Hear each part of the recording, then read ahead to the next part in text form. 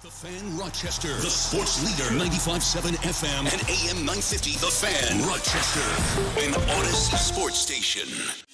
It's time to start the show and talk about the sports we saw. Inside jokes and takes from Danger and Battaglia. Bills and the Sabres and the Amherst. Who gave a microphone to these jerks? Welcome to the sports bar, that's where you are. Welcome to the sports bar, that's where you are. Welcome to the sports bar, that's where you are. With Danger and Battaglia. A very good afternoon to you as we welcome you on in to the Sports Bar, Danger and Battaglia, Rochester's only local sports talk show.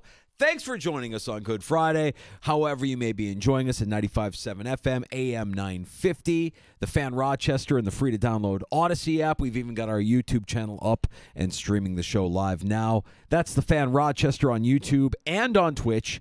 I'm Danger. That's Battaglia. You got a lot of family coming over Sunday? What's the game plan? We go over to the family's house on Sunday. This weekend we celebrate my niece, who turns 21 on the 24th of April, so we'll celebrate her birthday. We won't do it, we won't get rowdy, even though she's turning 21. It's Easter weekend, and we will have a little get-together on Easter Sunday. Looking forward to it. Yeah, so I'm not like your in-laws, so super Italian, but I do know the word tutta familia, which means everybody's coming over on Sunday. Easter Sunday, we're doing the brunch there. So, and then when that happens, it's all hands on deck in our house because everything needs to be clean. So that's going to be my day tomorrow around Fisher. I got to tell you, Gino, you got Fisher tomorrow. You got family coming over on Sunday. The thing I'm not hearing out of your mouth is I'm ready to smoke some meat. I'm ready to get something on the egg. Well, I'm ready to get the barbecue fired up for the family. Good Friday, is that an excuse here? Is that? I mean, not for today, but for Sunday. For Sunday, yes. My brother-in-law was asking about it, and there was that commercial. There is that commercial about it's some bank and some guy who's talking about redoing their kitchen to the point where you've been talking about this for years. Or you're actually going to do it? Okay, we're going to offer you a loan.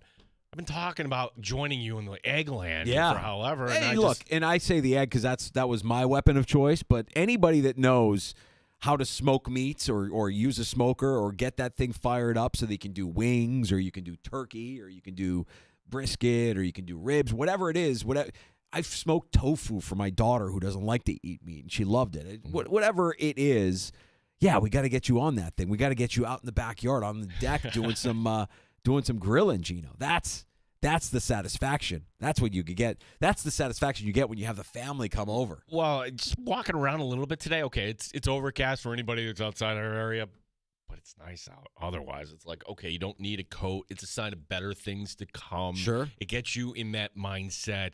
Have you had anybody mow in your neighborhood? Anybody mowing yet? No, just doing the rolling. Are you a guy who likes to have your yard rolled? I think in the 20-plus years I've owned a home, we've rolled the yard twice. So it's not an annual occurrence. I've seen some heroes who've gotten the mowing already. And it makes me shameful. I feel ashamed.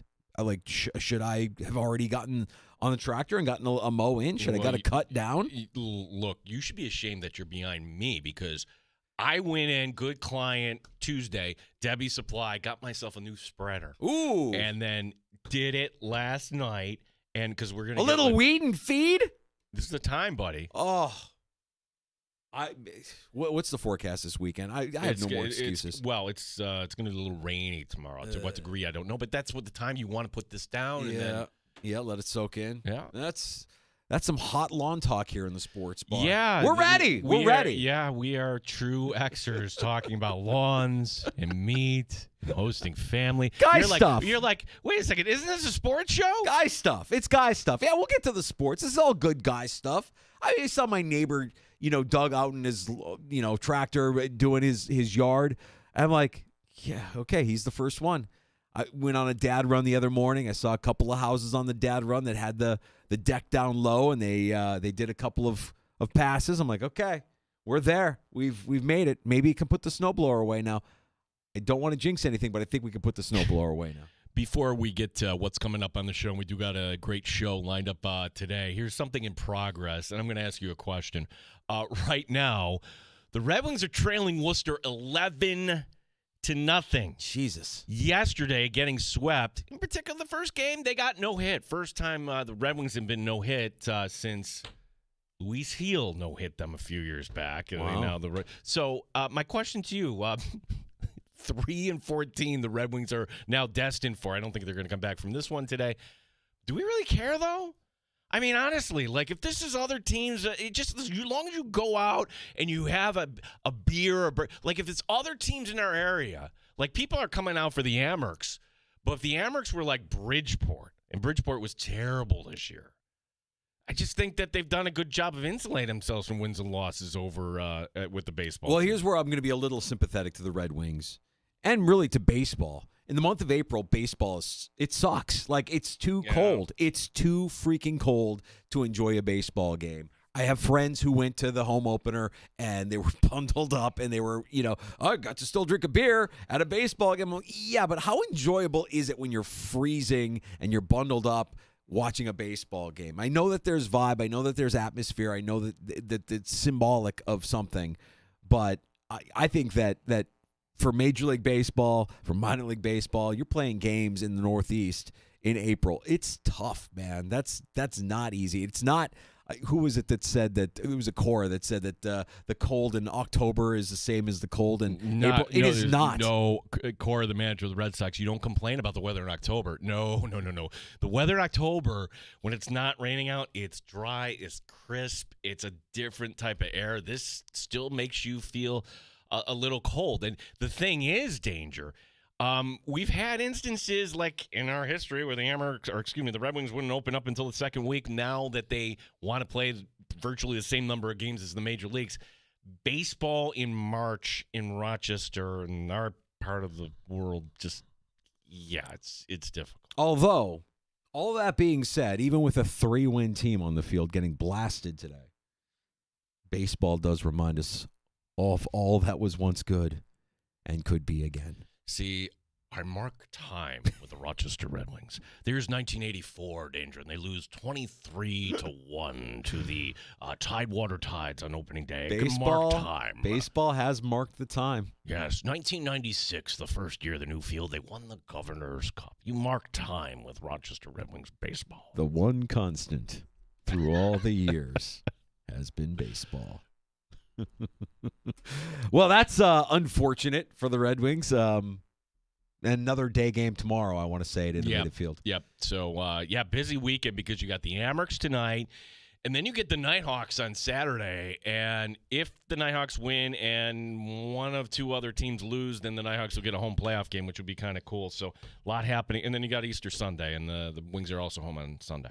We'll have a fun show for you this afternoon. We've got a lot of guests stopping by the Sports Bar. 3 guests, as a matter of fact. Russell Brown, our buddy from Fantasy Pros and Betting Pros, covering the NFL Draft, will be stopping by right around 4:25. So we'll just ask him about some of these prospects, get a different perspective, and what Buffalo may do. And, hey, he's based out of Michigan, so tell us a little bit more about Kenneth Grant, who is the apple of your eye, Danger. Yes, he is. Look, I'd be happy with him, too. I think any Bills fan would be happy if they somehow scored themselves some Kenneth Grant.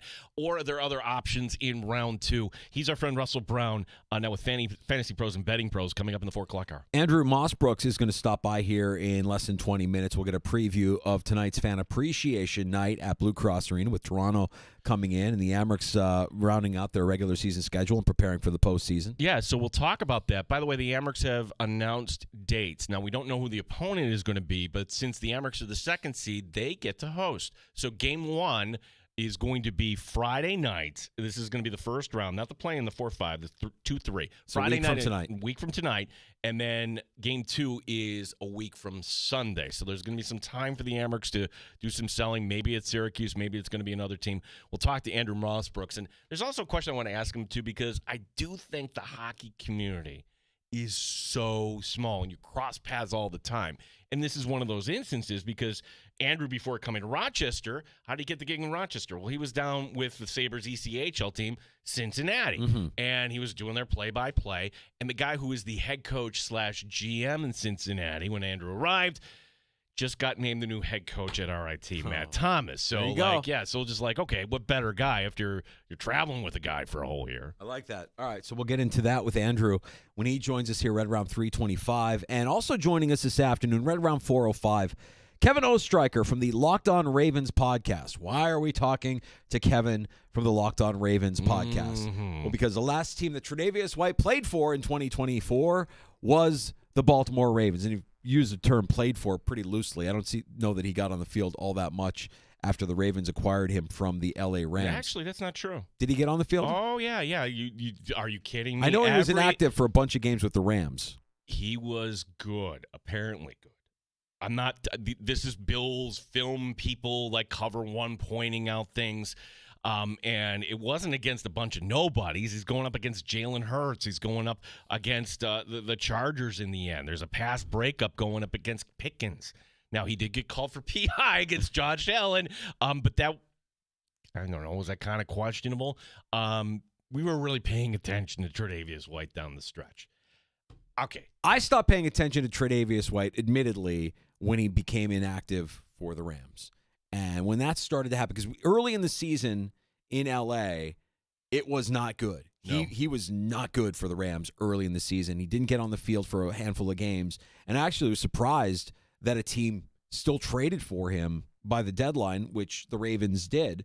And so you're telling me with the Ravens, he was a contributor, yet they didn't bring him back. He was a free agent. Mm-hmm. The Bills signing Tre'Davious White to return on a one-year deal that's worth up to $6.8 million.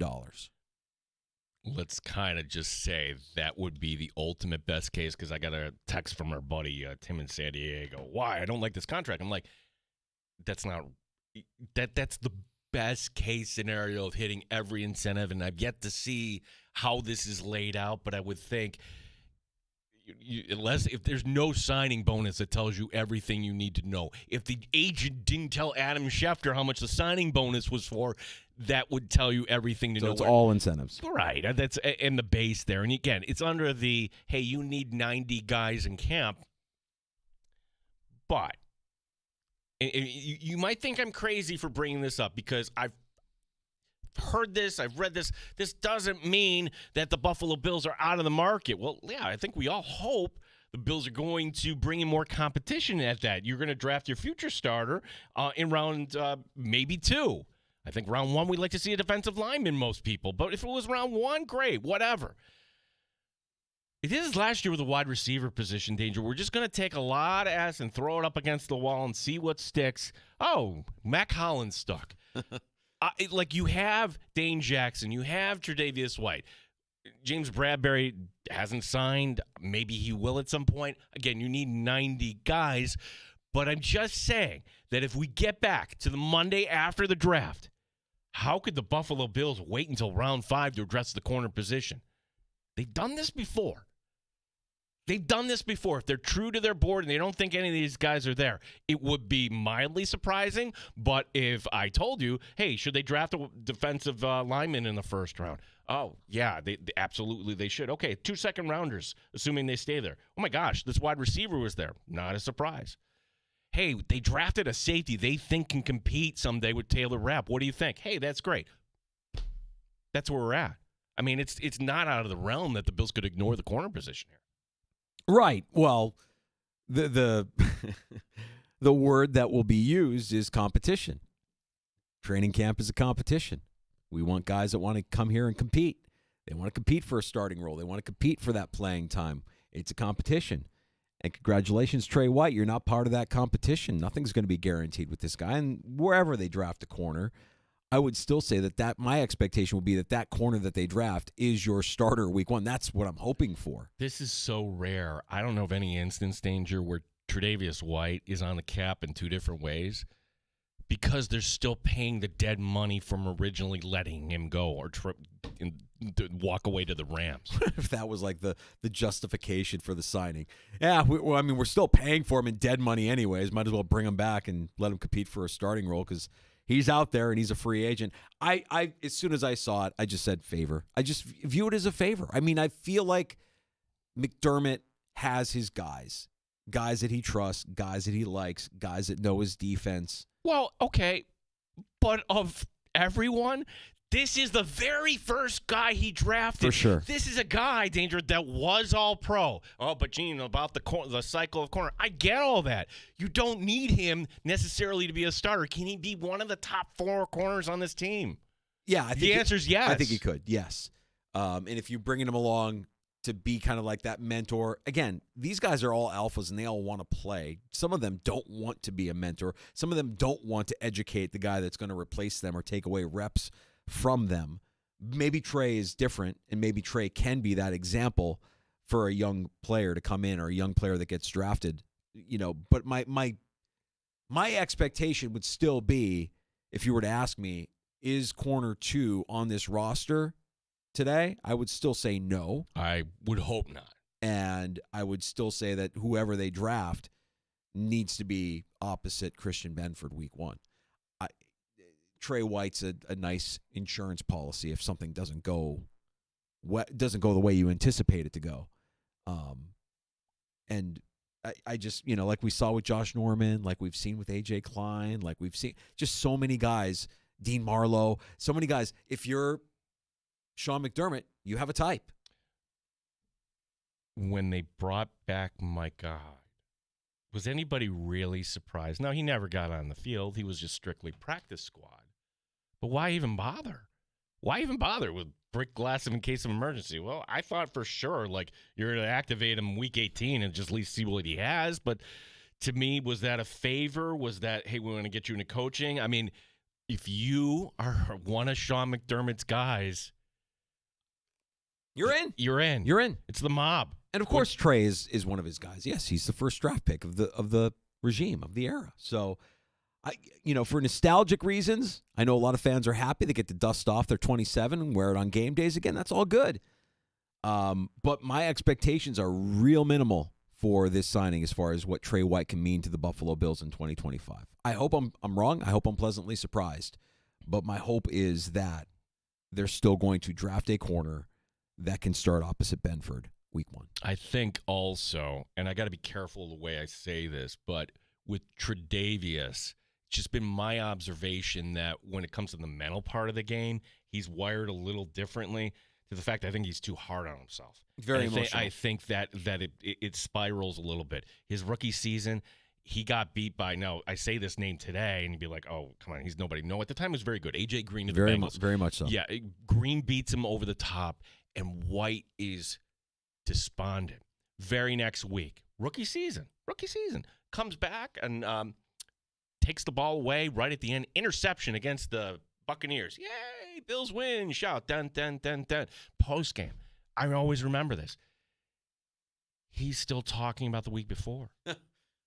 Like, whoa. I'm thinking, okay, that's a little bit different. So if maybe he's got, again, many years have passed, but that, he's a guy that can be very critical of himself. Well, the good news is you're a year farther removed from the Achilles injury. You're a couple years removed from the ACL injury. You're hoping that what you get come Fisher is the healthiest Trey White that we've seen in the last 4-5 years, hopefully. Yeah, when he came back the 1 year, and then you and I are observing him, like, my gosh, this guy is rock solid. He's ready to go. And then, but mentally he wasn't ready to go. They didn't put him out there right away. They didn't rush it. They usually don't.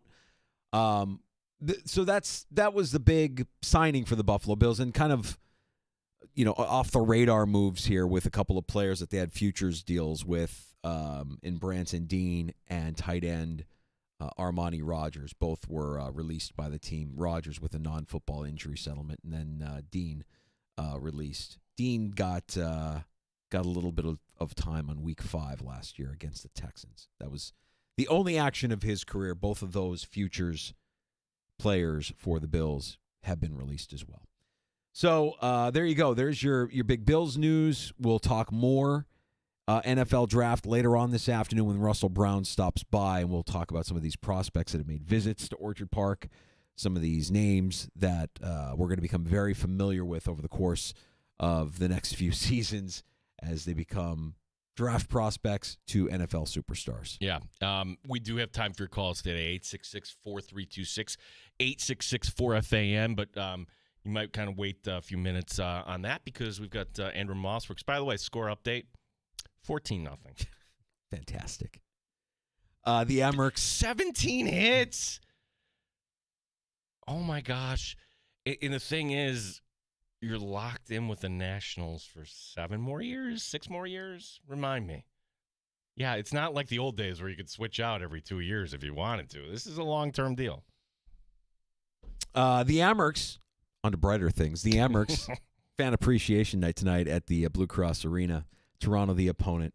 We'll talk about the final weekend of the regular season with Andrew Mossbrooks, who you'll hear on the call tonight just after 7 o'clock on the Fan Rochester, your proud home of Rochester Americans hockey. And as Gino mentioned, you can join us anytime this afternoon on the Good Smoke Barbecue and Pub Wingman line.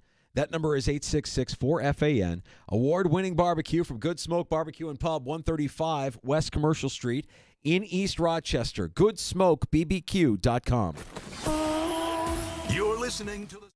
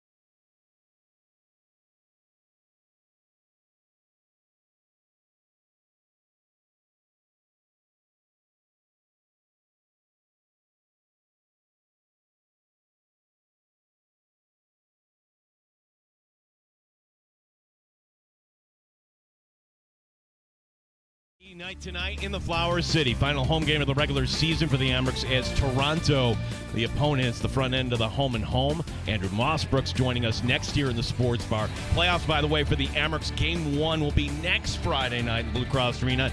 Game 2 the following Sunday. Rochester Red Wings getting hammered right now. 14-0. They trail Worcester. Right now they're in the 7th. Red Wings in danger of falling to 3-14 on the season. On the Major League scoreboard in the 4th, the Cubs leading Arizona 2-0. That's the only game in progress. Yankees tonight at Legends Field taking on the Rays. The Mets host St. Louis. St. John Fisher Lacrosse tomorrow on the Fan. The Cardinals hosting Nazareth. 1 o'clock for our coverage. Nighthawks tomorrow night hosting Toronto. Gene Battaglia in the sports leader. 95.7 FM and AM 950. The Fan, Rochester. Pull up a stool and join us. 585-866-4FAN.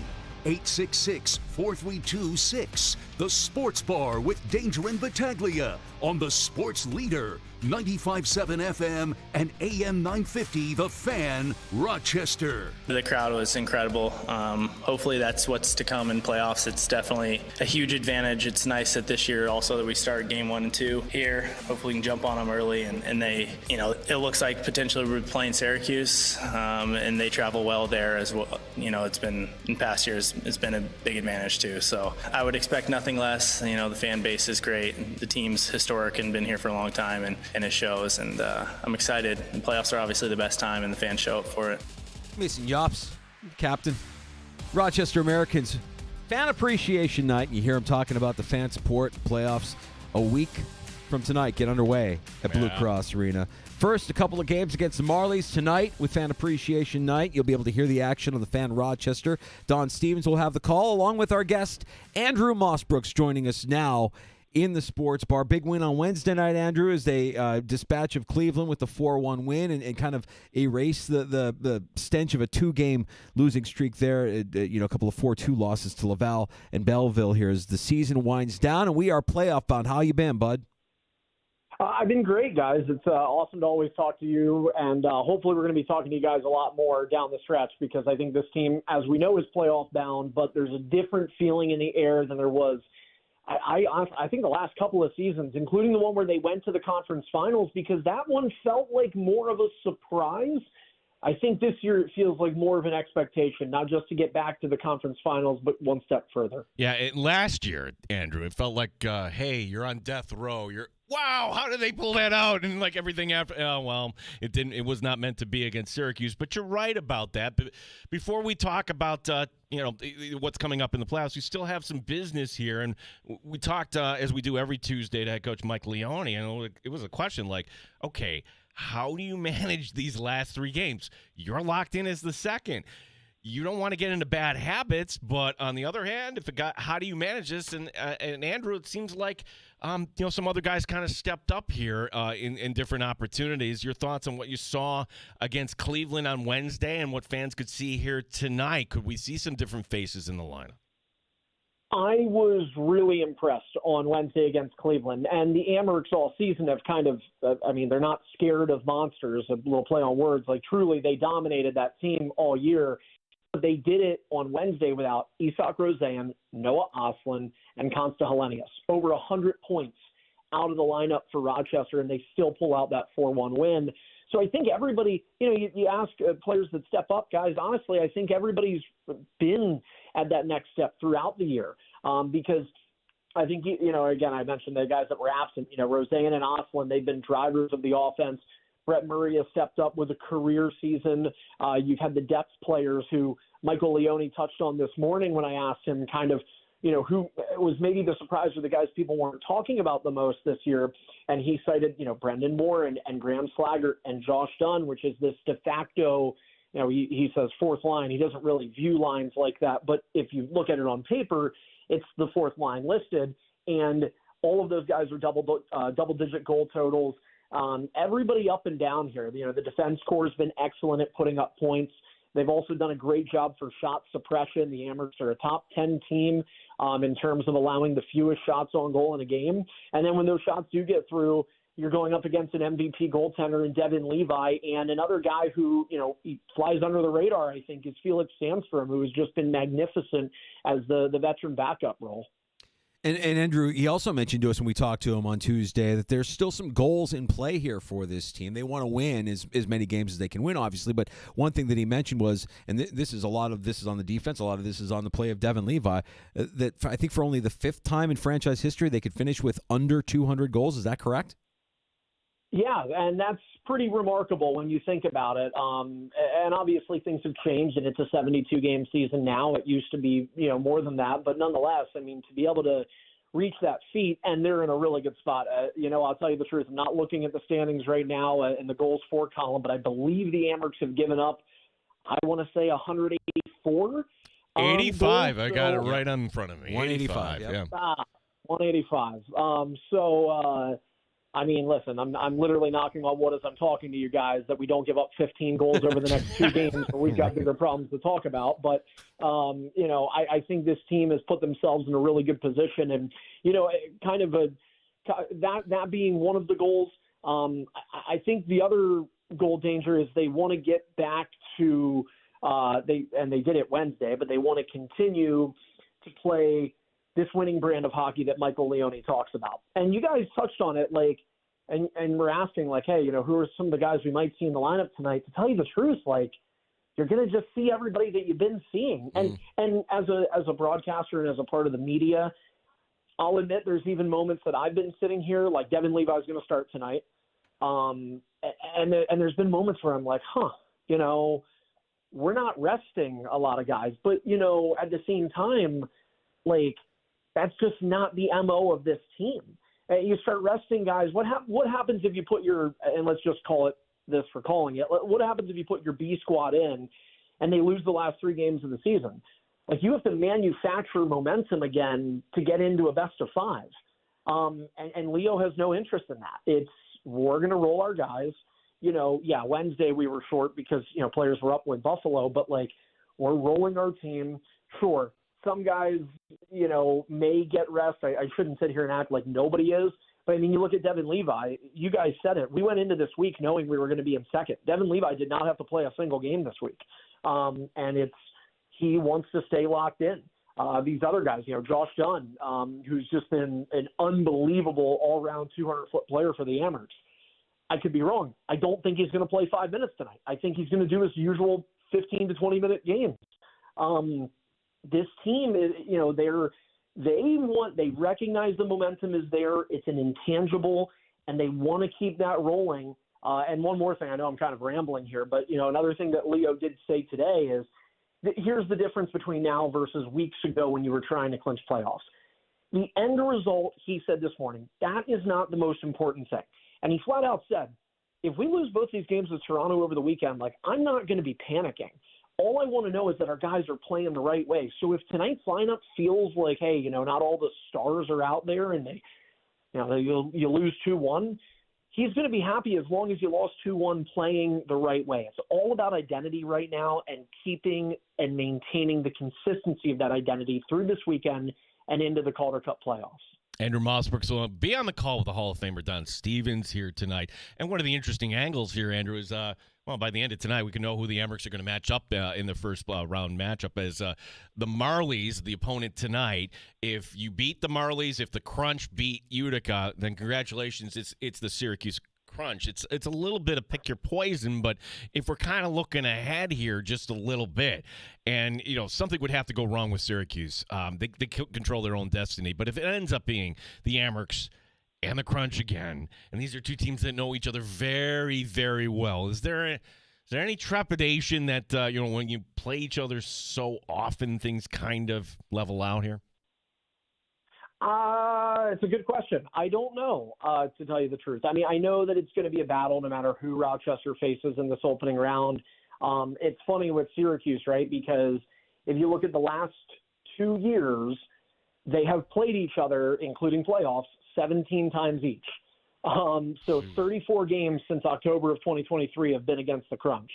They do know each other very well, like you guys are saying. I think the one thing that the Amherst have to be hopeful for is that you look in this, when you're at this stage of the season, you look at teams that are in the playoffs at the NHL level. Like, for example, Cleveland, and they're probably not going to get too much back, but, like, the Columbus Blue Jackets just missed the playoffs. So if the Monsters get in, now they're going to get an elite defenseman in Denton Matejchuk back, and they're going to get their number one goaltender in Jet Greaves back. Now, for Syracuse, they're affiliated of the Tampa Bay Lightning. The Lightning are in the playoffs. So, a recent player that I think the last few times the Amerks have played the Crunch, Connor Geekie, who's a big-time first-round prospect, he was in Syracuse. He has been called up since. So is he going to remain in Tampa? If so, that's a massive hole for the Crunch. That's a really productive, rangy forward that contributes with a lot of skill. And obviously that's not everything, though. I mean, Syracuse, they're a deep team. I think there's, I don't think either team is going to run the other over. If it does go that way, I certainly hope it's the Amerks in 3. But I wouldn't be surprised if it does end up. First off, I would not be surprised if it's Rochester, Syracuse. As you mentioned, the Crunch sort of control their destiny, and to a degree, we do too. Because if we roll over Toronto both times this weekend, then it's a done deal. But at the same time, if I look at this series, I'm buckling in for 5 games. I think it goes the distance again. Andrew, if we're going to talk about reinforcements for other teams, let's go ahead and look in the mirror because the Sabres had their locker clean out, and I'm curious if you have any insight on whether or not we could see some reinforcements from Buffalo, specifically Kulik, which we've debated on this show. I mean, we demand it, Andrew. We demand it. We've had people say, yeah, we think he will come up. We've had others say, yeah, he's played a lot of hockey in the NHL. We know he's on the clear day roster. And I know that this is probably something you can't answer, but have you gotten a sense one direction or the other that there could be some reinforcements coming from Buffalo? I mean, you're right. I can't tell all. And I think the truth behind me saying that is that I don't know all. Here's what I do know, and here's what I would share. Is as of right now, the Rochester Americans are looking at 4 players that can potentially come back. Noah Ostlund, Isak Rosean, Tyson Kozak, and Yuri Kulik, who was, we call it papered. He was in a paper transaction earlier in the year to make sure that when this time of season came, that he would be eligible to return, because he's only played a handful of games for Rochester this season. Will he be here? I don't know. Nobody knows right now. I think there's a lot of questions. You mentioned one of them. Has he played too much hockey? There is the other side of, right now, all the guys that haven't made the playoffs in the NHL are getting ready to go to the IIHF World Championship. I don't know. Is the invitation there for Kulik to represent Czechia? I would think as a former captain in World Juniors for his country that invite probably does exist. So does he want to play and represent his country? Do the Sabres want him to play and rep his country? Do they want him to stay in North America? And do they want to watch him down in Rochester? Or do they want to keep him up? And all of those are viable outcomes. This is the one thing I would say. And again, this is all opinion. I could be dead wrong here. After this season, I don't think Yuri Kulik is ever wearing a Rochester Americans jersey again. I think he's proven himself in the NHL. I think he is a day one Sabre come the 25-26 season. So if the Amerks do get him back, you want to cherish these moments and you want to take advantage of this. Because it probably is going to be the last time. That's again, it's a guess. It could be wrong. But, you look at his rookie numbers, it's just ridiculous what he did for Buffalo, helping them down the stretch. He was a top-line center for them.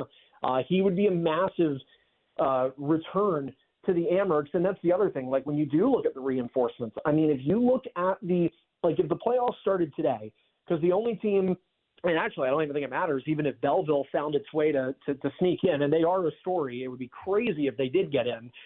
But if you look right now in the AHL's North Division, the only 2 teams that could make the playoff, well, we know Rochester is one of them. The other one is Cleveland. They're the only 2 teams that's NHL club did not make the playoffs. So They're going to get the reinforcements. And with Cleveland, like I said, it's probably going to be their top defenseman and their number one goaltender. But from a quantitative standpoint, Rochester is looking to gain more than any other team in the North Division reinforcements, and I hope it bodes well. And yeah, it would be pretty darn cool to see a Yuri Kulich jersey back out there in the red, white, and blue. Yeah, Andrew Mossberg's our guest here. Andrew, I got a couple questions for you that are not Amerks related, and one of your responsibilities, you're also a team reporter for the Nighthawks. So the Nighthawks have won 6 in a row. They get Toronto tomorrow night, and the Nighthawks are already in the postseason, but you won a home playoff game. And hopefully I'm not putting you on the spot here, but what has to happen for the Nighthawks to get a home playoff game? To tell you the truth, I'm trying to get caught up on the Nighthawks. Griffin Della Penna has done such an amazing job for us all season because I've been helping Don out on the road. So I haven't really been around too much for the Nighthawks. Obviously, they're red hot right now. If they win tomorrow, I believe they're going to need Calgary. Is it Calgary to win both games? And then Halifax to lose. Somebody's supposed to lose to Toronto tonight. I'm sorry. I wish I was able to help you out there more. I was talking with our broadcast crew earlier today because we had a meeting ahead of the game tomorrow. I'm going to be on the call for the Hawks, working floor side with Brandon McDaniels and Craig Ripzinski. And we said at the start of our meeting today, all right, any questions? And I said, yeah, what's been going on all season? So, I'm not crazy if I go to the game tomorrow night. Oh, there's Andrew working tomorrow night. So you're Yeah, I'll tell you what, it really has. Like, it's been a whirlwind. Again, I'm so thankful that we have two teams that are both playoff bound, and I really hope for the Nighthawks' sake that we're going to get a home game at Blue Cross Arena. It would be an unbelievable weekend. We already know we got weekend playoff hockey next week at Blue Cross, so if we can mix lacrosse in there too, it'd be great. Obviously, the biggest thing, though, for the Nighthawks is they can't entirely control their own destiny, but they can control enough of it and do their part with a win against the Rock tomorrow.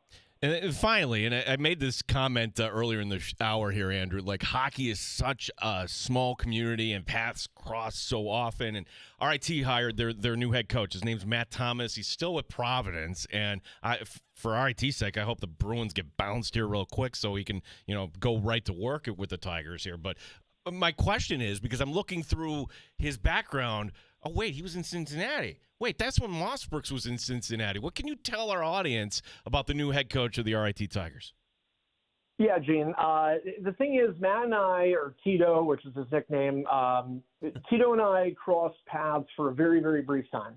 I got to Cincy, and, I had been hired by the Cyclones still in the midst of the pandemic. So they were really taking their time because in that moment I was actually living back home where I'm from in Pennsylvania. And so they had taken time with the onboarding process for me to make sure I could comfortably move. And again, with all the protocols in our world at that moment. So I first met Matt over a Zoom call. And I can't for the life of me remember what he was joking to me about, but I mean, you knew immediately, like, in my case, I'm nervous, I'm going to this new team, whatever, and he just instantly disarmed any concerns. He's such a welcoming person. He's no nonsense, that's for sure, in the sense of his coaching, but his personality when he's not on that bench is a welcoming one. He'll have a conversation with anybody. He's not going to big time anybody. He's not somebody who thinks someone's opinion is less than. Like, he truly is an incredibly welcoming individual. And then once I finally got to Cincinnati, I had worked with him very, very briefly before the opportunity in Providence came up. And it was a hard decision for him. And Ryan Mougenel, who's the head coach of the Providence Bruins, Matt and he go way back to their ECHL days, talk about almost 20 years ago in Atlantic City and out in California they had been together.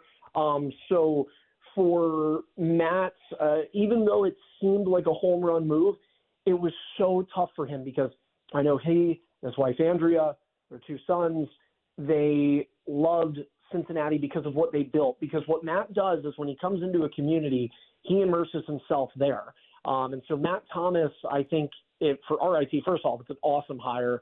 I texted him. I can't wait to see him when he gets into town. He's a winning coach. He's got the winning pedigree in the background, but he's going to be a part of this community. I would not be surprised if he gets involved or his wife gets involved in the youth hockey programs. Actually, after Matt left Cincinnati to go to Providence, Andrea was a huge pillar of the Cincinnati Cyclones Foundation, which was helping make hockey work for families that couldn't afford the game. They really care about the people they're around, and I'm super excited for RIT, and can't wait to hopefully have a beer with Tito once he gets into town here. The Amherst host Toronto tonight. It's Fan Appreciation Night at Blue Cross Arena. Their final 2 games of the season. Tonight at home against Toronto. Tomorrow afternoon on the road in Toronto. And then a week from tonight, the Amherst are playoff bound as the 2 seed. We await to see who their opponent is. But we know that Andrew Mossbrooks will be covering the team and calling the games. Andrew, we'll be looking for you tonight and listening for you tonight here on the Fan Rochester with Don on the call. And appreciate you giving us time as you always do. Hey, thank you both. Enjoy your weekend and go Amherst. There he is. There's another name that I would say, he brought up when we were talking about Kulik potentially coming back to Rochester for the playoffs. Devin Levi's probably this is probably it, right? Like, what more do you need to see from Devin Levi for him to not be up with the Sabres next year? Especially considering how this season ended for UPL. How did the playoffs go? I don't want to jump the gun there, but if it is what we hope and we expect and what they're capable of, the answer is yeah, absolutely. Like, you should be back up in Buffalo, and you make sure that you're doing it. But I'm not ready to say, because that position is absolutely so mental. The mental part of the game, playing the goaltender. I think Levi has it down, but I'm not ready to anoint him Buffalo ready yet. Very, very close for sure. Kulik, yeah, that feels like, but danger, Amherst history. And for any old-time Amherst fans like myself, Brian Holzinger came down. Same thing. He was the Hobie Baker winner up in Buffalo. Hey, you're going to come down. Last time the Amherst won the cup, here he was, and then he was back up in Buffalo, gone. Yeah. So that's what should happen. Yeah, if that's the path for Kulik, who hasn't played a lot of games in Rochester this year and was a massive contributor in Buffalo this year, and that's the last we see of him, yeah, we'll soak that in during the postseason and be grateful for it. But I would have no illusions of him coming back down next year. He's an NHL player at this point. We would be lucky to have him here for the postseason. Now it's just a matter of, does he play for his country or does he play for the Amherst? What do the Sabres, think is best for him? Or does he do neither, which I think would be a mistake? Get him as many reps as possible. Keep him on the ice as long as you can. I don't want to hear he's played too much hockey this season. Nah. Impossible. He's earning the right. He's a kid. An NHL player. He's a kid. Yeah. Get him on the ice. Danger. I find that funny. Like, when you're in youth hockey, you're playing 3 games a day in these tournaments. Right. You're not tired. That's right. You're a kid. Get out there. This is the NHL in North America. Get out there and play, kid. Love that conversation with Mossbrooks. He'll be on the call with Don Stevens tonight. The Fan Rochester, your proud home of Rochester Americans hockey. Hey, good news. The Red Wings scored 2. They now trail 16-2.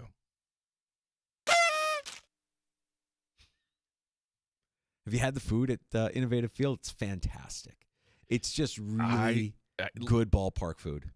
I will say this. You've heard me say this when I don't go to any other AAA ballparks, but when the Blue Jays were playing in Buffalo, okay, you know what? I'm going to go check out a Jays game. This is really cool. Oh, they've got the pizza logs, and that's it. And there's not really a great. I won't beer stand selection. here. I won't stand here and have you say negative things about pizza logs, my friend. Okay, how about I rephrase it this way? The Buffalo has far fewer. If they came here wow, this is feeling. Yeah. It feels like a major league experience when you go to a Red Wing game because, hey, as long as you're fed well and you drink well, it's a good night out, right? It's beyond the burgers and dogs. It's beyond the fried pizza logs. That's why, I'm not, when I give you the score updates, hopefully you're just kind of laughing. I'm not piling on this team, but if you're somebody that says, boy, this Red Wing team, they're going to win a championship. No, they're not very good. I don't even know what it takes in AAA anymore to win a championship because of how the rules have changed so much in the last few years. Well, right. So it's theoretically possible that, all right, this team is bad. We're going to call up a bunch of guys from AA or single A and lightning in a bottle, and the Red Wings are the second half champions. And So you could completely bomb for half of the season and still win a title just based on how you performed the second half of the season. Right. Okay. feels a little unserious, but okay. I mean, it's a development league. To me, until they get a new owner with the Washington Nationals that's ready to inject a little bit more. Hey, it was a lot of fun having James Wood and Dylan Cruz here last year, but there ain't no James Wood and Dylan Cruz this year. We're going to talk to Kevin Ostreicher from the Locked On Ravens podcast next in the Sports Bar.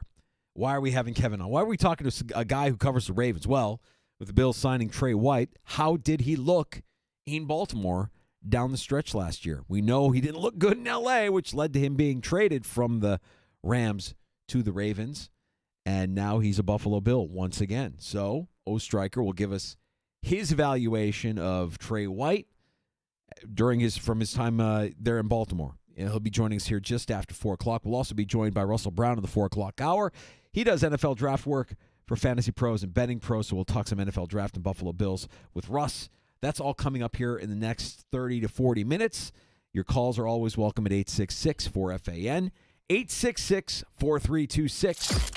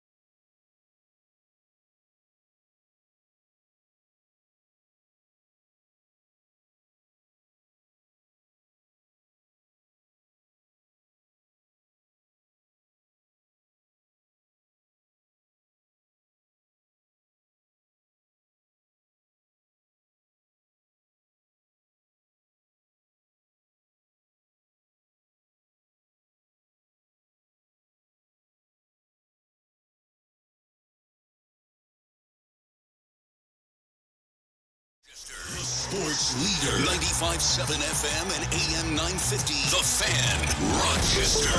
An Odyssey sports station. The Fan, Rochester. Sports update. Fan Appreciation Night tonight for the Rochester Americans' final home game of the season, the front end of the home and home against the Marlies. Game time tomorrow will be 4 o'clock up in Toronto. Rochester Red Wings getting hammered. It's now 20-2, trailing Worcester. They're in the bottom of the ninth. Perhaps a rally. Wings going to fall to 3-14 now on the season. On the Major League scoreboard, just one game in progress. The Cubs leading Arizona 2-1. They're in the sixth. Yankees tonight, their spring training home, which is now the home of the Rays. Yankees and Rays at Legends Field. The Mets hosting St. Louis. St. John Fisher lacrosse tomorrow here on the Fan. The Cardinals 6-0 on the season. They host 6-0 Nazareth in the Empire 8. 1 o'clock for our coverage. The Rochester Nighthawks tomorrow night, final game of their regular season, hosting Toronto. Gene Battaglia in the sports leader, 95.7 FM and AM 950, The Fan, Rochester.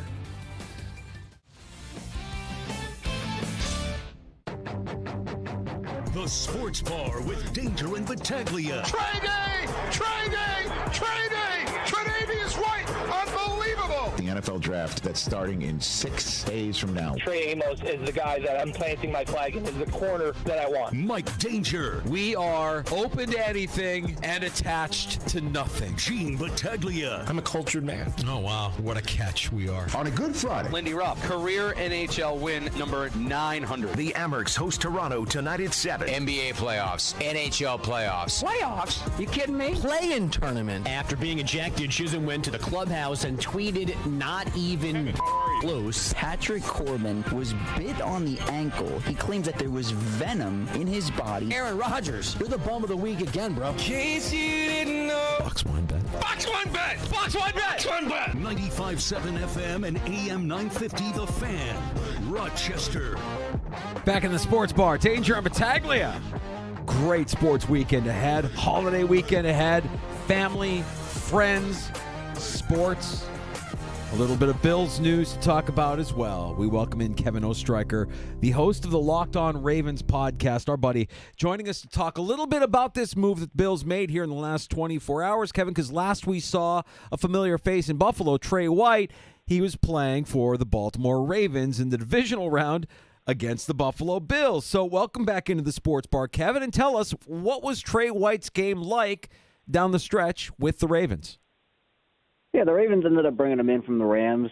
The Rams were reportedly just going to end up cutting Trey White. They put him out on the trade market before the deadline ended, and Baltimore dangled just a seventh-round pick swap. He ended up getting some just healthy scratches over the last couple of weeks in Los Angeles, but he actually played pretty well, all things considered, for the Ravens down the stretch. Now, he didn't have the biggest role. He wasn't on the field for every single snap, but he kind of endeared himself to the fan base when, in his Ravens debut against the Steelers in one of those early games, he had two pretty big pass breakups on George Pickens where he played the ball really well. And obviously, he wasn't the best corner on the Ravens, or he didn't have the biggest impact on the defense. But I think for a move that really not a lot of people had a ton of expectations for, he played decently well in what he was able to do. And, I think at this point in his career, obviously the injuries, and I know a lot of Bills fans know it well, he's such a good player when he's on the field, but I think at this point in his career, you don't want to have him out there for 100% of snaps or, that big of a role. But I think is a depth piece, someone that can step up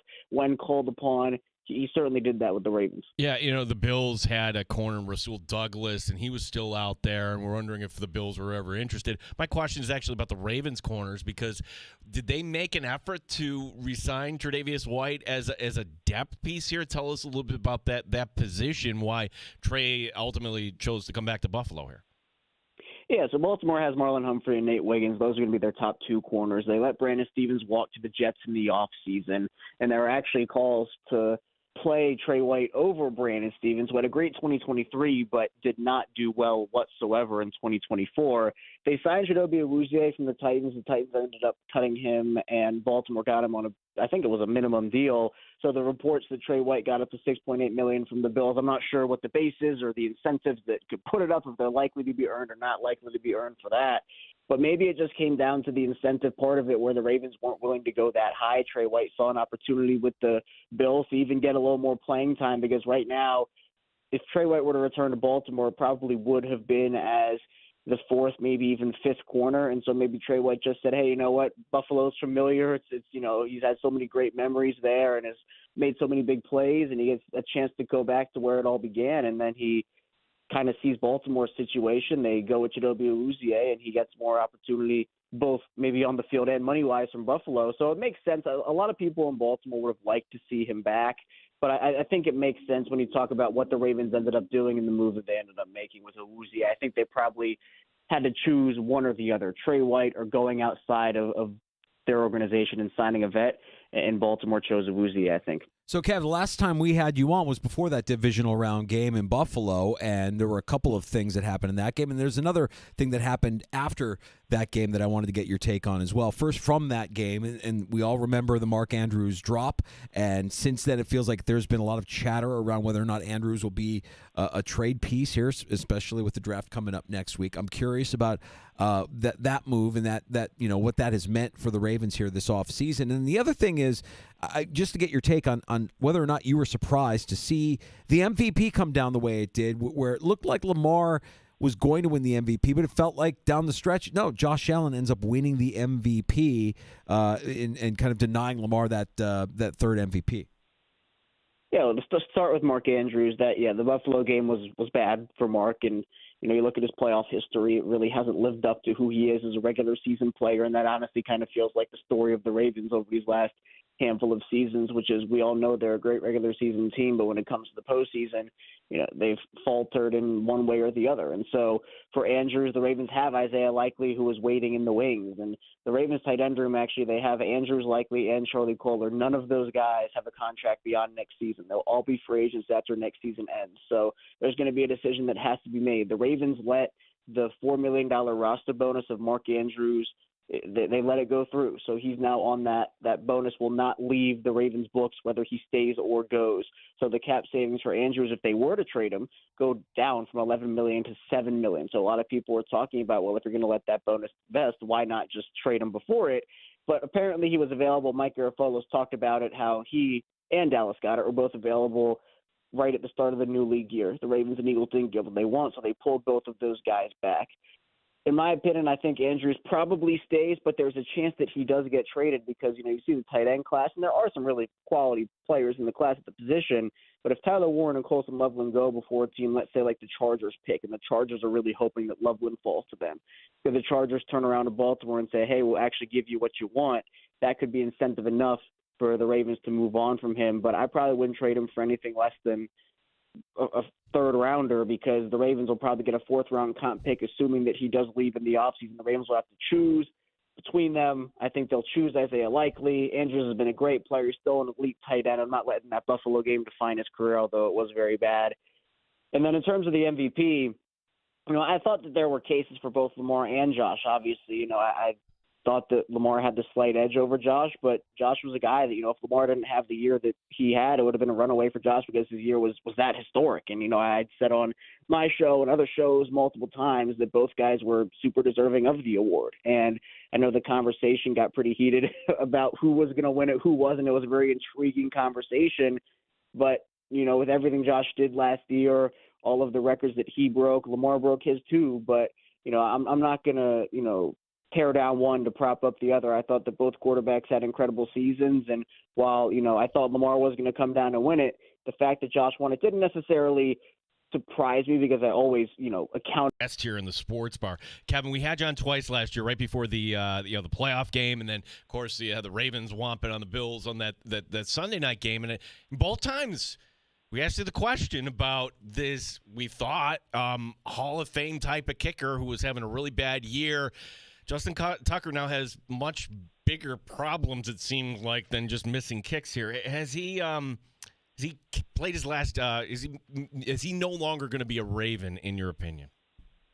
Yeah, it's certainly an uncertain situation there. The Ravens have, come out and said that they are delegating to the NFL. The NFL is running their own investigation, so we have fines or they want to go a different direction. We're not really sure here in Baltimore, but what has been made pretty clear is the Ravens are looking really hard at kickers in this draft class, and it feels like the first year because even off-field stuff aside, on the field, Tucker had the worst year of his career by far over the first 3 quarters of it. Now we got it together after the bye week, and, I think he actually ended up going perfect after the bye week. But still, Baltimore, John Harbaugh, Eric DeCosta, they've been very clear that, hey, we're going to do our homework. We're going to figure things out. So, whether they end up taking a flyer on a guy in the mid to late rounds or signing an undrafted player, it feels like the first time in a long time here in Baltimore where, there is that level of uncertainty in the kicker position where, Tucker could be a member of the team. He might not be if Tucker does remain on the roster and the Ravens take a kicker, let's say in the 4th, 5th, 6th round.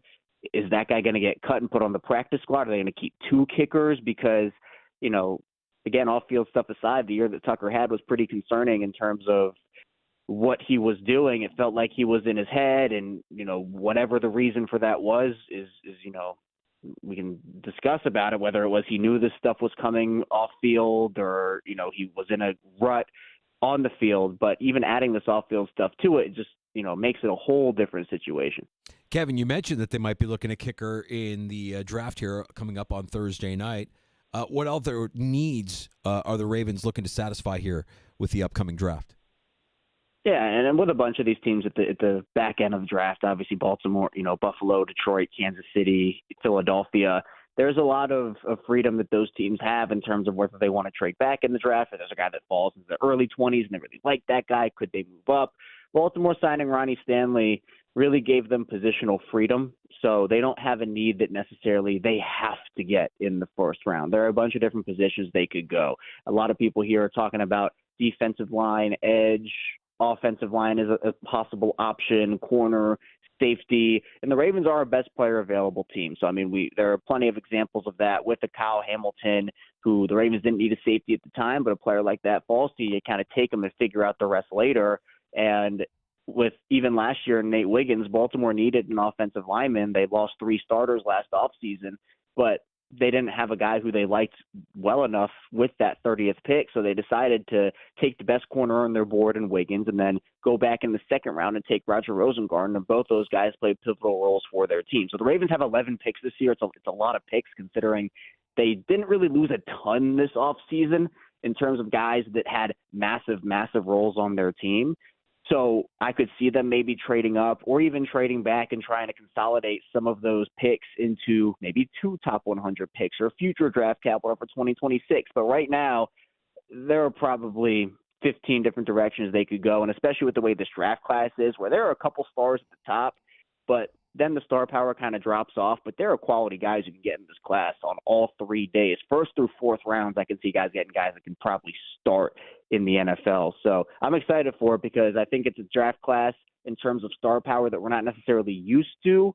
But I think that at the end of the day, a lot of teams will get a lot of guys they like. And one last one for me here, Kevin, and that's kind of a common bond where, well, it's not a divisional opponent, but certainly Bills fans not fond of the Steelers, and certainly Ravens fans, that's the rival. Are you pointing and laughing what's going on? If you can settle a bet for us. After Aaron Rodgers goes on McAfee yesterday, and we're forced to talk about this, we actually made a bet. I'm not going to tell you who bet what. Does Aaron Rodgers play in this league next year, or at some point this offseason is he announcing his retirement? I think that he will end up in Pittsburgh, although that situation is fluctuating seemingly by the hour. It feels like every single day. You never know what's going to happen. And you know what? From a Ravens perspective, I think a lot of people here in Baltimore are okay with that. There are a lot of rumblings about the draft in Pittsburgh of if Shedeur Sanders will fall to 21 to Pittsburgh, or if he goes, will they take a swing on a Jackson Dart or a Jalen Milroe? I still think that both could happen, where they could easily take a Dart or a Milroe at 21, still sign Rodgers, and have that guy sit for a year behind Rodgers. And, it kind of feels like the way that the quarterback position is going in the NFL, that's the way that you should be doing it. We've seen examples. People forget that both Lamar Jackson and Josh Allen did not start week 1 of their rookie seasons. That first matchup in 2018, it was Joe Flacco versus Nate Peterman. That's how that game went. And even though they were able to get on the field and start during their rookie seasons, you see guys like Anthony Richardson, who probably should have sat for a little bit, and other guys who probably should have sat for a little bit. And if you don't get that production in year 1 or year 2, they're flying out the door. Zach Wilson only lasted a few years with the Jets before getting shipped off to the Broncos, and you have multiple examples of that. So I think that Rodgers will end up going to Pittsburgh in some way, shape, or form. I mean, he said he was very clear that he doesn't want 30 or 40 million, so I guess that's a step in the right direction for Pittsburgh. But, I still think that the top three teams in the conference are Kansas City, Buffalo, Baltimore, in no particular order. I know a lot of people after the Super Bowl see Kansas City kind of falling off a little bit. That's the team both Baltimore and Buffalo have not been able to get past. Yeah. I'm not quite putting Pittsburgh or Cincinnati in that conversation or anybody else quite yet. Kevin, what are you working on this offseason here at the Locked On Ravens podcast that we can check out in the Odyssey app? Yeah, the draft is getting busy, so a lot of draft content. We'll have live reactions to the Ravens picks, and we'll go throughout the league as well. So I know that there's a lot of intrigue over there. We're 5 days a week over on Locked On Ravens. We also go live after every game when the games happen. I know the Ravens and Bills gearing up for another matchup this season, so that's exciting. And then also we go live after every piece of Ravens big news as well. So all Ravens all the time, but of course, we dive into how other teams' moves affect Baltimore, just like, we talked about Trey White today on the Locked On Ravens podcast. So there's a little bit about that in there as well. Well, Kevin, great stuff as always. We'll check it out. Always appreciate your time. Be well, and I'm sure we'll be talking next football season. Absolutely. Really appreciate you guys. Thanks so much. Enjoy your weekend. You got it. There's Kevin Ostreicher. He is the host of the Locked On Ravens pod. All right, we have breaking news here in the sports bar. Breaking news in the sport. Gino, I almost forgot what breaking news sounds like. Ow. It really hit me. I didn't know it was coming back that far. This is real breaking news, Danger, as the Sabres have announced who they are sending back to Rochester. Coming back, Isak Rosén, Noah Ostlund, Tyson Kozak, Yuri Kulik. Yes. It's go time. Yes. This roster. They did it right. I didn't think they had it in them, Danger. Good. Yes. It is go time. Kulik. You know what, Gene? We're taking credit for that. Okay, let's take credit for that because we pressed Moss Brooks on it just 20 minutes ago, and boom, we ask him. I know the timing of locker clean out day maybe had something to do with it, but we got our guy. One last chance to see Yuri Kulik wearing the red, white, and blue for the Rochester Americans, and it couldn't come at a better time. Postseason gets underway Friday night. I like it. Rosén and Kulik back together with the Amerks, and it's gonna be one hell of a playoff run. Feel it. Game 1 a week from tonight at Blue Cross Arena. 5-game series. We assume it'll be Syracuse. A lot would have to happen for it to not be Syracuse. So we'll see. I mean, this two teams that really know each other, and boy, it would be a bummer if these guys got sent down from the Sabres only for one series. We don't want that. We want a deep run with these guys. No, it's fantastic, and we did tell you that Game 1 will be next Friday night, Blue Cross Arena. Game 2 will be the following Sunday. So we're already kind of getting a feel who the Amerks could play. Well, if Syracuse wins tonight and the Amerks beat Toronto, then it's going to be the Syracuse Crunch, who Andrew pointed out each of the last 2 years, you've played these guys 17 times. Familiar opponent, I guess. Love that news, Gino. That's great. We will we'll talk more about that here during happy hour, which is coming up at 5 o'clock. Up next in the sports bar, we shift gears and talk NFL draft with our buddy Russell Brown, who is the NFL draft analyst over at Fantasy Pros and Betting Pros. Lots to unpack, lots of prospects, and of course, the draft gets underway Thursday night from Green Bay. Gino and I will be live for our pre-draft draft party Thursday afternoon from 3 until 6. You know we'll be at Three Heads Brewing on Atlantic Avenue in the neighborhood of the arts. It's always a great time for a Kind IPA. Stop out, have a Kind with Gino and I. It's always good to be kind. We'd like to remind you to always be kind. Stop out and we'll talk some NFL draft. We'll talk some Buffalo Bills. We'll get you ready for round 1. Can't believe it's here. I mean, we are going to be really big into the draft. Chris Trapasso joining us on Monday. Nate Gary joining us on Monday. Matt Perino Tuesday. A lot of draft talk here as, to me, it is one of the funnest weeks of the year when you put the NHL and the NBA playoffs on top of it and an Amerks Calder Cup run, you hope. Yeah. Great time of year. Russell Brown, NFL draft analyst at Fantasy Pros and Betting Pros. Next on The Fan.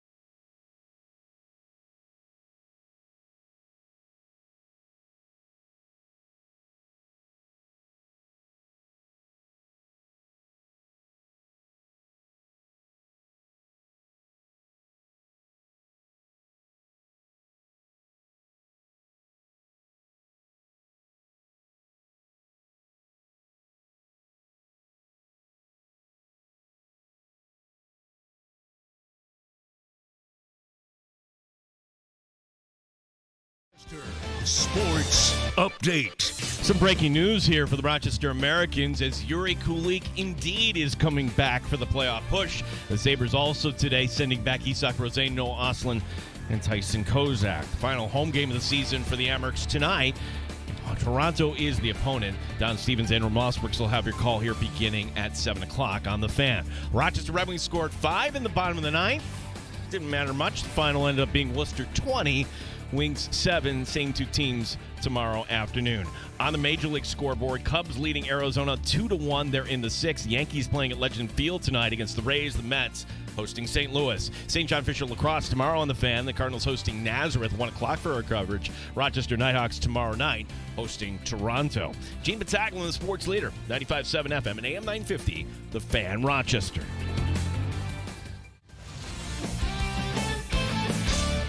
Straight up with no chaser. You're in the sports bar with Danger and Battaglia on the sports leader, 95.7 FM and AM 950 The Fan, Rochester. NFL draft gets underway Thursday night.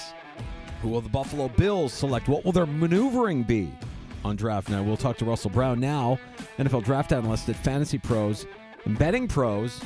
And Russell, I've planted my flag. Kenneth Grant is my Buffalo Bills draft crush. So let me down easy. Is he going to be there at 30 for the Buffalo Bills? Is Brandon Beane going to have to do what he's done in past drafts and move up a little bit to get a guy? What do you see the Bills doing here with that 30th pick? And what about my guy Grant?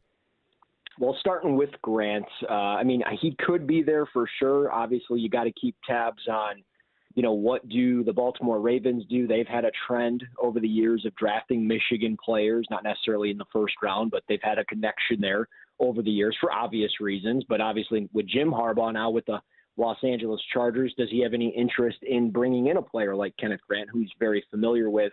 And then obviously, what do the Detroit Lions do potentially at 28? They could have the need for interior defensive line help. And if some of the players that maybe they like a little bit more, whether that's Walter Nolan or Derek Harmon, if those guys are gone, they may pivot towards a player like Kenneth Grant. So there's a chance that he could be off the board. On my rankings, he should be available. He's my 49th overall player, so I'm not as high on Kenneth Grant as other people, but that doesn't mean I'm always right. I've had my fair share of misses. So I think it's a fine fit because I don't think you'd get him, with the 2 second-round picks unless you moved up to get him. I would have to assume if he's available on to day 2, he would go relatively early.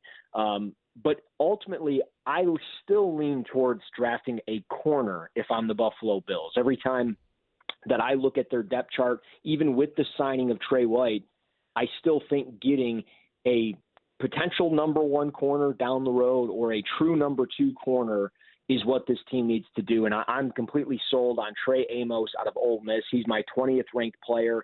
And that would be the player that if he's available, I'm sprinting to the podium if I'm Beane and the Buffalo Bills. Yeah, it seems like the Bills have some options here. Also, what kind of benefits them too, Russ, is having not 1 but 2 second-round picks. This is the Diggs trade. This is the pick, not the Texans pick, but they had a pick from Minnesota that they flipped. So the depth at defensive line and the corner position in round 2, because, just hearing other people talk, they say this is kind of like, particularly at the top of round 2, the meat of the draft. Would you agree with that? 100%. I think it's a very deep defensive line draft in general, whether you're talking defensive end or you're talking just interior defensive line. Looking at the combine, I know we've talked about it in the past, but there was 73 or 74 total defensive linemen between edge rusher and defensive line, interior defensive line, at the combine. So it just goes to show how much depth there is. When you go back a year ago, there was not even close to 73, 74 names. I believe it was in the 40s. So we saw the number almost double this year. So I think it's going to be a relatively deep draft in just general for that position. And I think when you look at, potentially the Bills with their second round picks and what they're going to target there, whether it's at 56 or 62, I think they would be really intrigued with players such as Darius Alexander out of Toledo. I think he'd be a fine fit. Tyleik Williams out of Ohio State, he could be a potential first rounder. He may be an option for the Bills at 30. who I'm a big fan of. He's my 42nd overall player, my 4th-ranked interior defender, very stout run defender, 6'3", 334, 32-inch vertical, can be late off the ball from time to time, but he's got plenty of power in his hands, a lot of knockback power to drive the opposition the other way. He can knock passes down at the line of scrimmage, very effective with his pin-pull move. So I really like him. And then, I mentioned Darius Alexander. I think he would be the ideal fit because I don't know if Tyleik would make it into the second round. So if they went corner in the first round, I think at 56, my 57th overall player is Darius Alexander, and I think he'd be a great fit. He's got some alignment versatility there. He could play as a 1, a 0 shade. He could play as a 4-eye, a 3-tech. He can move all over the place. He's got the desired size and frame. I like him best as a 3-tech in the NFL, but 6'4", 305. Ran a 4.9 540.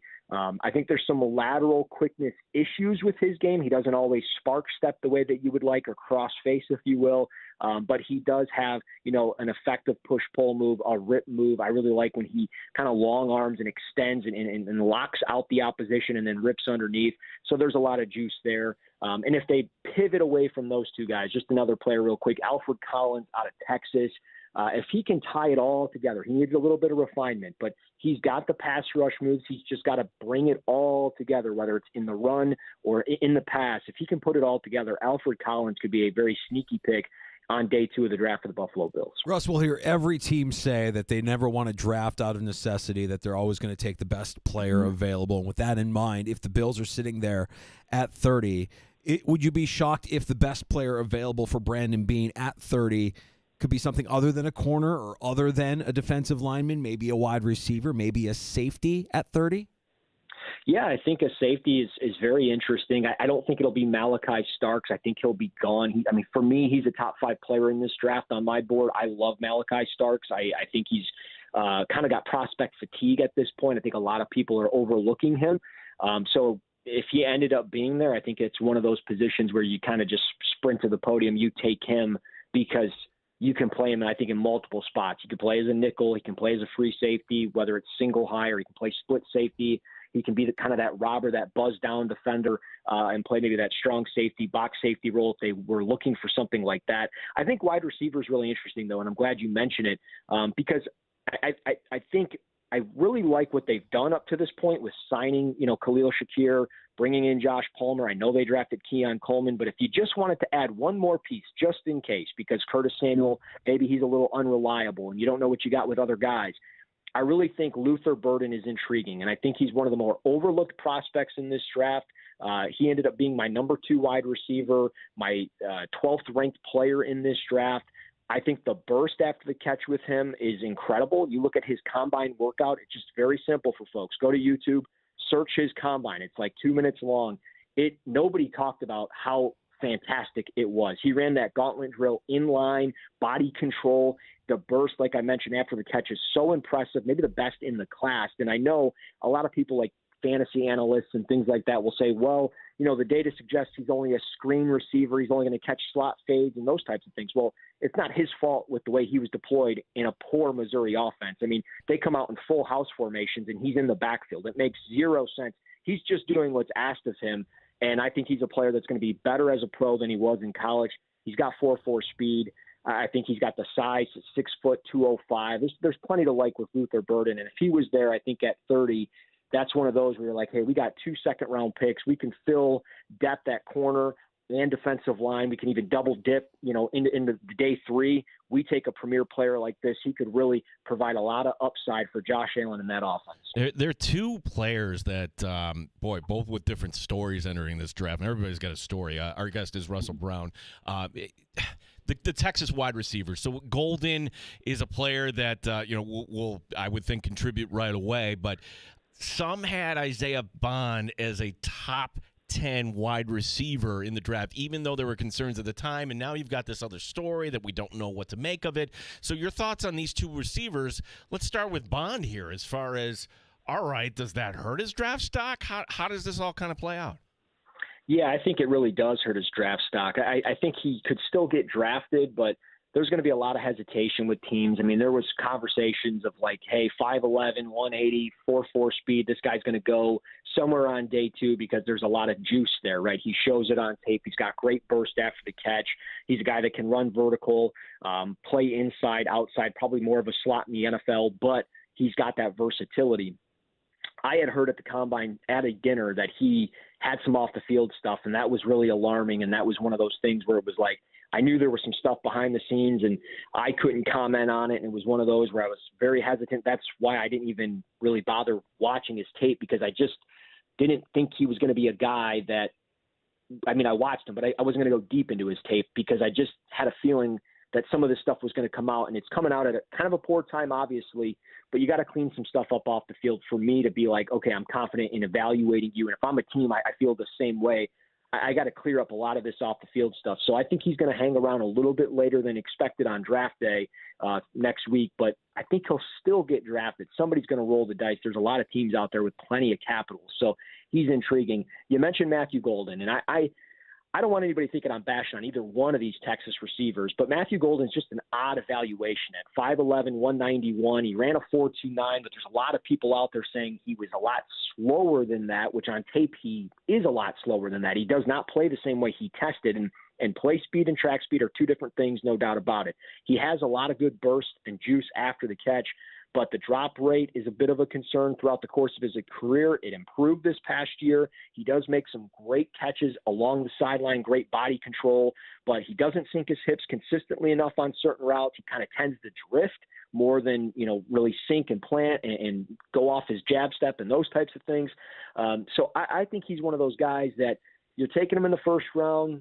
You're going to be rolling the dice on maybe a guy that only develops into a wide receiver 2 or 3, which is fine if you're picking at 30. But a team like, for example, the Dallas Cowboys at 12, I don't know if that necessarily makes a lot of sense. And my question, folks, because when I'm watching players and a guy that I got too late in the process, Jordan Watkins out of Ole Miss, my question for people out there, would you rather have Matthew Golden on day 1 or Jordan Watkins on day 3 out of Ole Miss, who I think is a very comparable player to Matthew Golden, 5'11", 196, 4.37 time in the 40, 36.5-inch vertical. He moves very similar. I think a lot of the quick hitch stuff, slant screens, the quick hitch patterns, the curl routes, the comebacks, that's all there with Jordan Watkins, just like it is with Matthew Golden. Hey, Russ, we've heard a lot of people say that this is the deepest draft class at running back that we've seen in the NFL since maybe, 2017? And so when you see the names of the 2017 running back draft class, it's hard to imagine that anything could be better than Leonard Fournette, Christian McCaffrey, Dalvin Cook, Joe Mixon, Kamara, Kareem Hunt, Aaron Jones. Hell, Austin Eckler was undrafted that year, and he had himself a nice career as well. So does this draft class match up to 2017 for the running back position? And should teams like the Bills, as an example, just take a dart throw late in the draft, even though they've got their top 3 running backs solidified going into camp? Would you be foolish to not invest in this running back draft class this year?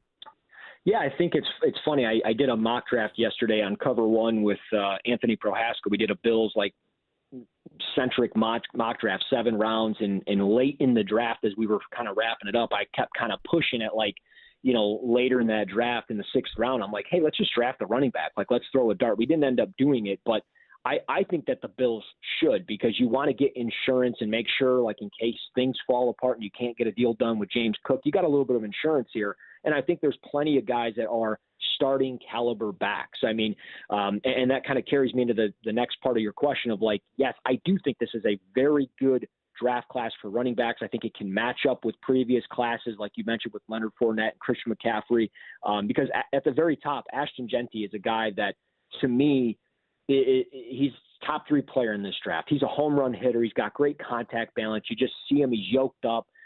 He's a home run hitter. Every time he touches the football, he's got the speed and the burst to get outside, whether it's on wide zone or outside zone runs, inside zone stuff. He can bend and break those runs off. And then, of course, you can run all kind of gap scheme stuff, whether it's duo, whatever the case may be. He can do so many different things within your offense. And then you go a little bit deeper. I mean, Omarion Hampton, depending on who you talk to, he's RB2 for some people.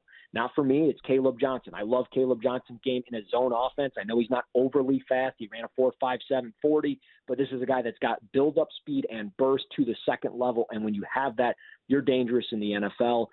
You look at the Ohio State guys, Travion Henderson's getting a lot of buzz maybe late in the first round, not necessarily saying the Bills, but maybe a team like Washington. Henderson's very intriguing. He's got plenty of juice as a pass catcher. He's a guy that once he gets in the open field, he's very dangerous. He's got the long speed. He's shown that throughout the course of his career. I like Quinshad Judkins quite a bit. I know a lot of other people do as well. He reminds me a little bit of Isaiah Pacheco in a light version. Maybe doesn't, run on lava per se as Pacheco does, but Judkins still is a very effective and dynamic runner and a physical runner, which I think teams are going to really like. And I think as you go down the list, I mean, I could talk about Woody Marks, Jarquez Hunter out of Auburn. He's my 66th overall player. I really like Jarquez Hunter. He's my RB6. I thought he was a very physical downhill runner at 5'9", 204, kind of runs high, but he's a tone center. And it's kind of comparable, I thought, to David Montgomery in a sense. He's maybe not as flexible as David Montgomery, but he's a guy that, again, is going to get north and south for you, and he's going to pick up yards. And if you design 8 to 12 touches a game for that player, he's going to easily, in my opinion, get you 4 or 5 yards per pop. We are talking to our friend Russell Brown, Fantasy Pros and Betting Pros. Russell, you did an evaluation on a player that we're familiar with here in Western New York, as it's right down the road. Former Syracuse quarterback Kyle McCord. What's your evaluation? What did the film tell you? Yeah, I mean, this is a guy that I wish I would have got to him a little bit sooner. He probably would have ranked inside of my top 100. But at 6'3", 218, you got no worries about size or height or too thin. I think he's built right. He really reminds me of Kirk Cousins. My biggest problem with him is he throws on his heels a little bit. He doesn't always drive those throws. And he's a guy that I think within that offense, a lot of it was get the snap, 1 step, 2 step, and throw the ball. There was a lot of predetermined reads, which is going to be troublesome in the NFL because as coverages change and you have a player, a safety dropping back or a safety buzzing down and linebackers doing multiple things and a lot of moving parts in secondaries, you're not going to be able to just step and throw that quick slant. And as you look at like that NC State game that you're referencing of what I broke down on Twitter and kind of showed, it was one of those things where as the game went on, NC State kind of started sitting in those hook curl windows, and he was limited to just throwing either the slot fade or the deep corner route or something like that, and he wasn't able to always hit those throws. Now he does throw with some touch. He's got plenty of accuracy. It sounds like he's really just wired right, and I think he's going to stick in the NFL. I just don't know if he's going to be a viable starter for a team long term, maybe, but I don't. Again, it's kind of a tough evaluation. This is not a great quarterback class, but this was a guy that went to Ohio State for a reason, a former 5-star recruit. He sat behind C.J. Stroud. He was given some opportunities and obviously ended up transferring to Syracuse, and it's working out for him. So I think he's going to definitely get drafted somewhere, probably between rounds 3, 4, maybe 5 at the latest, but he's going to get drafted. He really reminds me of Kirk Cousins, which is a fine problem to have, but I think there's limitations. Russ, where do you come down on the start of the draft? Does it start at pick 3 with the Giants? Is it an all but foregone conclusion that Travis Hunter is going to the Browns at 2? Yeah, I think so. I think it really does start at 3, and I wish I had an idea of what they're going to do. I mean, the Giants are the true wild card right now because it really dictates what the rest of the draft kind of looks like. Obviously, there's a lot of moving parts, but I feel pretty confident, obviously, in Cam Ward at 1, Travis Hunter at 2. But when you look at the Giants, I think they're kind of pulling the wool over some people's eyes. Maybe they're thinking they may be able to trade down and still get a quarterback if the team really wants Abdul Carter because they know, Jacksonville and the Patriots, they know that those guys are not going to be taking a quarterback. So maybe they're looking for a small trade down to 4 or 5 to still take Shedeur Sanders. I'm leaning towards Shedeur Sanders just simply because they don't have a long-term answer at the quarterback position, and they signed Chauncey Golston in the offseason to a pretty feasible deal at that position. You can't have 4 defensive ends playing on the field at the same time. So I think it's really interesting what they're going to end up doing with that pick, but I'm leaning towards not going Abdul Carter because of just how the roster is constructed at this point. Russ, as far as those teams that pass on a quarterback, and like we expect, Cleveland, okay, take Hunter. All right, what's the long-term plan? Will they pick a quarterback at 33? Same thing with the Giants or the Raiders or the Jets or any of these teams. My dream scenario for Buffalo is at 30, it's actually to trade down. Like any of those teams that don't and you could say this for any of these teams, whether that's Detroit or Baltimore, anybody at the end of the first round. Do you expect a lot of movement coming up here, particularly at the end of night one? Yeah, I mean, the national media, for example, Daniel Jeremiah doesn't really believe that there will be as much trading as we've seen in years past. I kind of feel a little bit different on that simply because of the quarterbacks. And there's just too many teams that need a quarterback. And again, they may end up just letting them fall, and we'll see it happen in the second round with Jalen Milroe and Jackson Dart and Tyler Shuck and all those guys. But at the same time, Cleveland's interesting because they don't have the long-term answer, like you said, and they brought in Joe Flacco, and they could have some interest in Kirk Cousins. That's been a heavy rumor all offseason that they may use some day three capital to get Kirk Cousins on Friday. Obviously, we'll see, but I still believe that Jalen Milroe is getting that first-round buzz for a reason. I've heard a lot of positives, nothing negative on him, his character, his demeanor.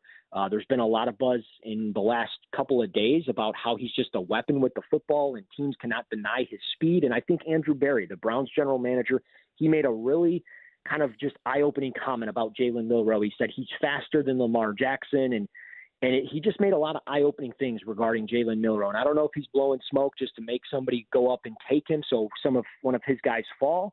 But it seems like a lot of dots are connecting to Jalen Milroe, possibly to Cleveland. Tommy Rees, former Alabama OC, is now the OC there. He worked with Jalen Milroe in 2023. So I think the quarterback's going to be flying, and I think trade downs could be happening as we get, later into the draft. I think teams like Minnesota, Buffalo, Detroit, I think all these teams may be interested in moving out of those spots. Hey, before we let you go, you're there in Detroit, and you mentioned the Lions, and I'm curious as to what their needs are coming into the draft and what your outlook is for the team this year with Dan Campbell losing both of his coordinators in the offseason. Yeah, I mean, I'm not overly concerned about, the overall structure of the team or the roster or even the coaching staff. I really like the additions that they've made. I think Johnny Morton's a fine fit as an OC. I think he's ready now. Maybe he wasn't ready before. I think the addition of David Shaw is one of the more underrated moves for any coaching movements that we've seen or signings so far this offseason. I mean, he's a guy that should have been coaching probably for the last several years and hasn't.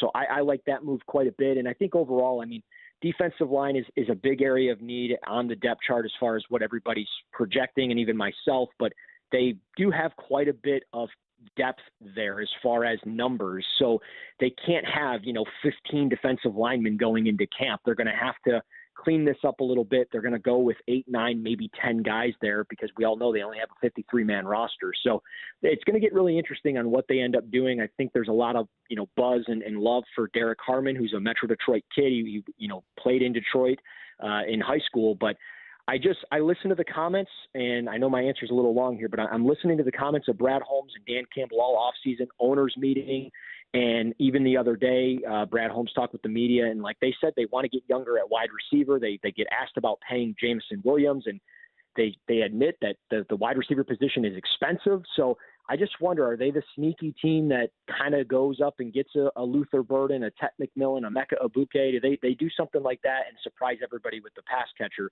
just to ensure they have long-term ability at that position? Russell Brown, Fantasy Pros, Betting Pros. As this is a weekend, you got to read up, and we highly recommend Russell. Tell everyone where they can get more of your work. Yeah, you can get it on Twitter or X, whatever we call it these days, at Russ NFL Draft. I'll be, doing my daily videos of breaking down film and posting mock drafts and random draft thoughts and things that I hear on there. And I'll have a final mock draft on Fantasy Pros later this week coming up, and a bunch of Lions stuff over at thelionswire.com. Russ, appreciate the time, man. Have a great weekend. Let's talk again after the draft. Absolutely, guys. We'll talk to you soon. There he is, Russell Brown, covering the NFL Draft for Fantasy Pros and Betting Pros. Some good insight there. He believes the Bills go corner in round one. It's just more clear. I know you're a big proponent, go get your guy. Mm-hmm. But sitting there at 3, it doesn't seem like this is the year to trade up. If you just said, hey, there's going to be a lot of good players that can help you right now at positions you need, whether that's corner or the D-line, and maybe Harmon falls. I don't think Nolan will fall, but your guy might be there, Grant, at 30. Can we can't totally rule it out, but the idea of trading up for Brandon Beane, this doesn't seem like the year to do it. I don't know that my guy will be there at 30. Not when you have both the Chargers and the Ravens picking ahead of the Bills, just because of the Michigan connection. And if it's not Jim, then maybe it's John, because John asks Jim, tell me about him. He's good. Okay, good. I'll go ahead and get that guy. So I don't feel confident that that's what's going to happen unless Brandon Beane goes up and gets him, which, if he does, I'll be satisfied and happy. That's my guy. That's the guy I want to see in the NFL. That's the guy that when I see people talking about him, the excitement that they have for him, and really there's an effort, there's a run-stopping ability. There's just a lot that I like about Kenneth Grant and his game and what he might mean for the Buffalo Bills. We'll see how it all shakes out, man. Thursday, it's going to be here before we know it. And we will be at Three Heads Brewing on Atlantic Avenue for the pre-draft draft party. And you know Three Heads, it's always a great time for a kind IPA. So stop out, enjoy one with us. We'll chop it up, talk NFL draft, talk Buffalo Bills. Hopefully we have a nice afternoon, and we'll hang out afterwards and get ready for round one, which is coming up on Thursday night. Happy hour is next, Gino, and we have reason to be happy in the Flower City. Oh, yeah. This is not only you got an Amherst game tonight, but we're looking ahead, and this news couldn't be any better for our favorite team here. We'll talk about the moves being made by the Sabres that will, absolutely fortify the Amherst postseason roster. We'll also talk about the Bills making a move to bring back a familiar name. We have time for your calls as well at 866-4FAN, 866-4326.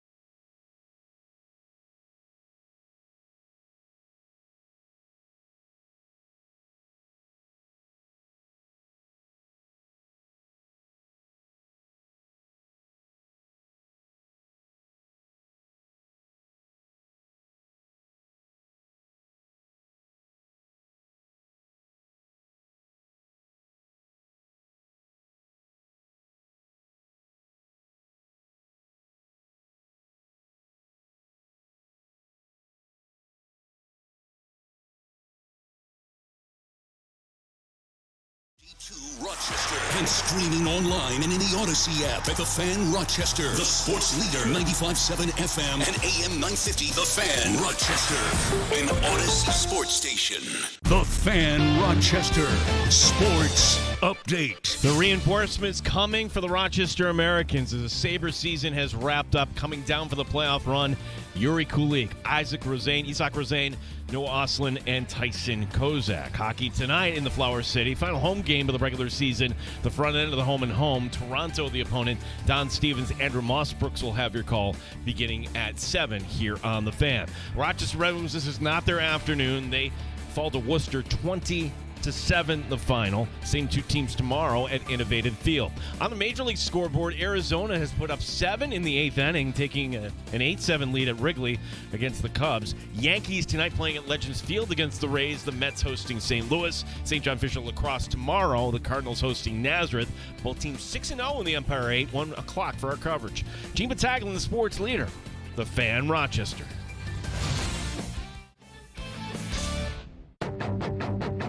The Sports Bar with Danger and Battaglia. Trading! Tre'Davious White!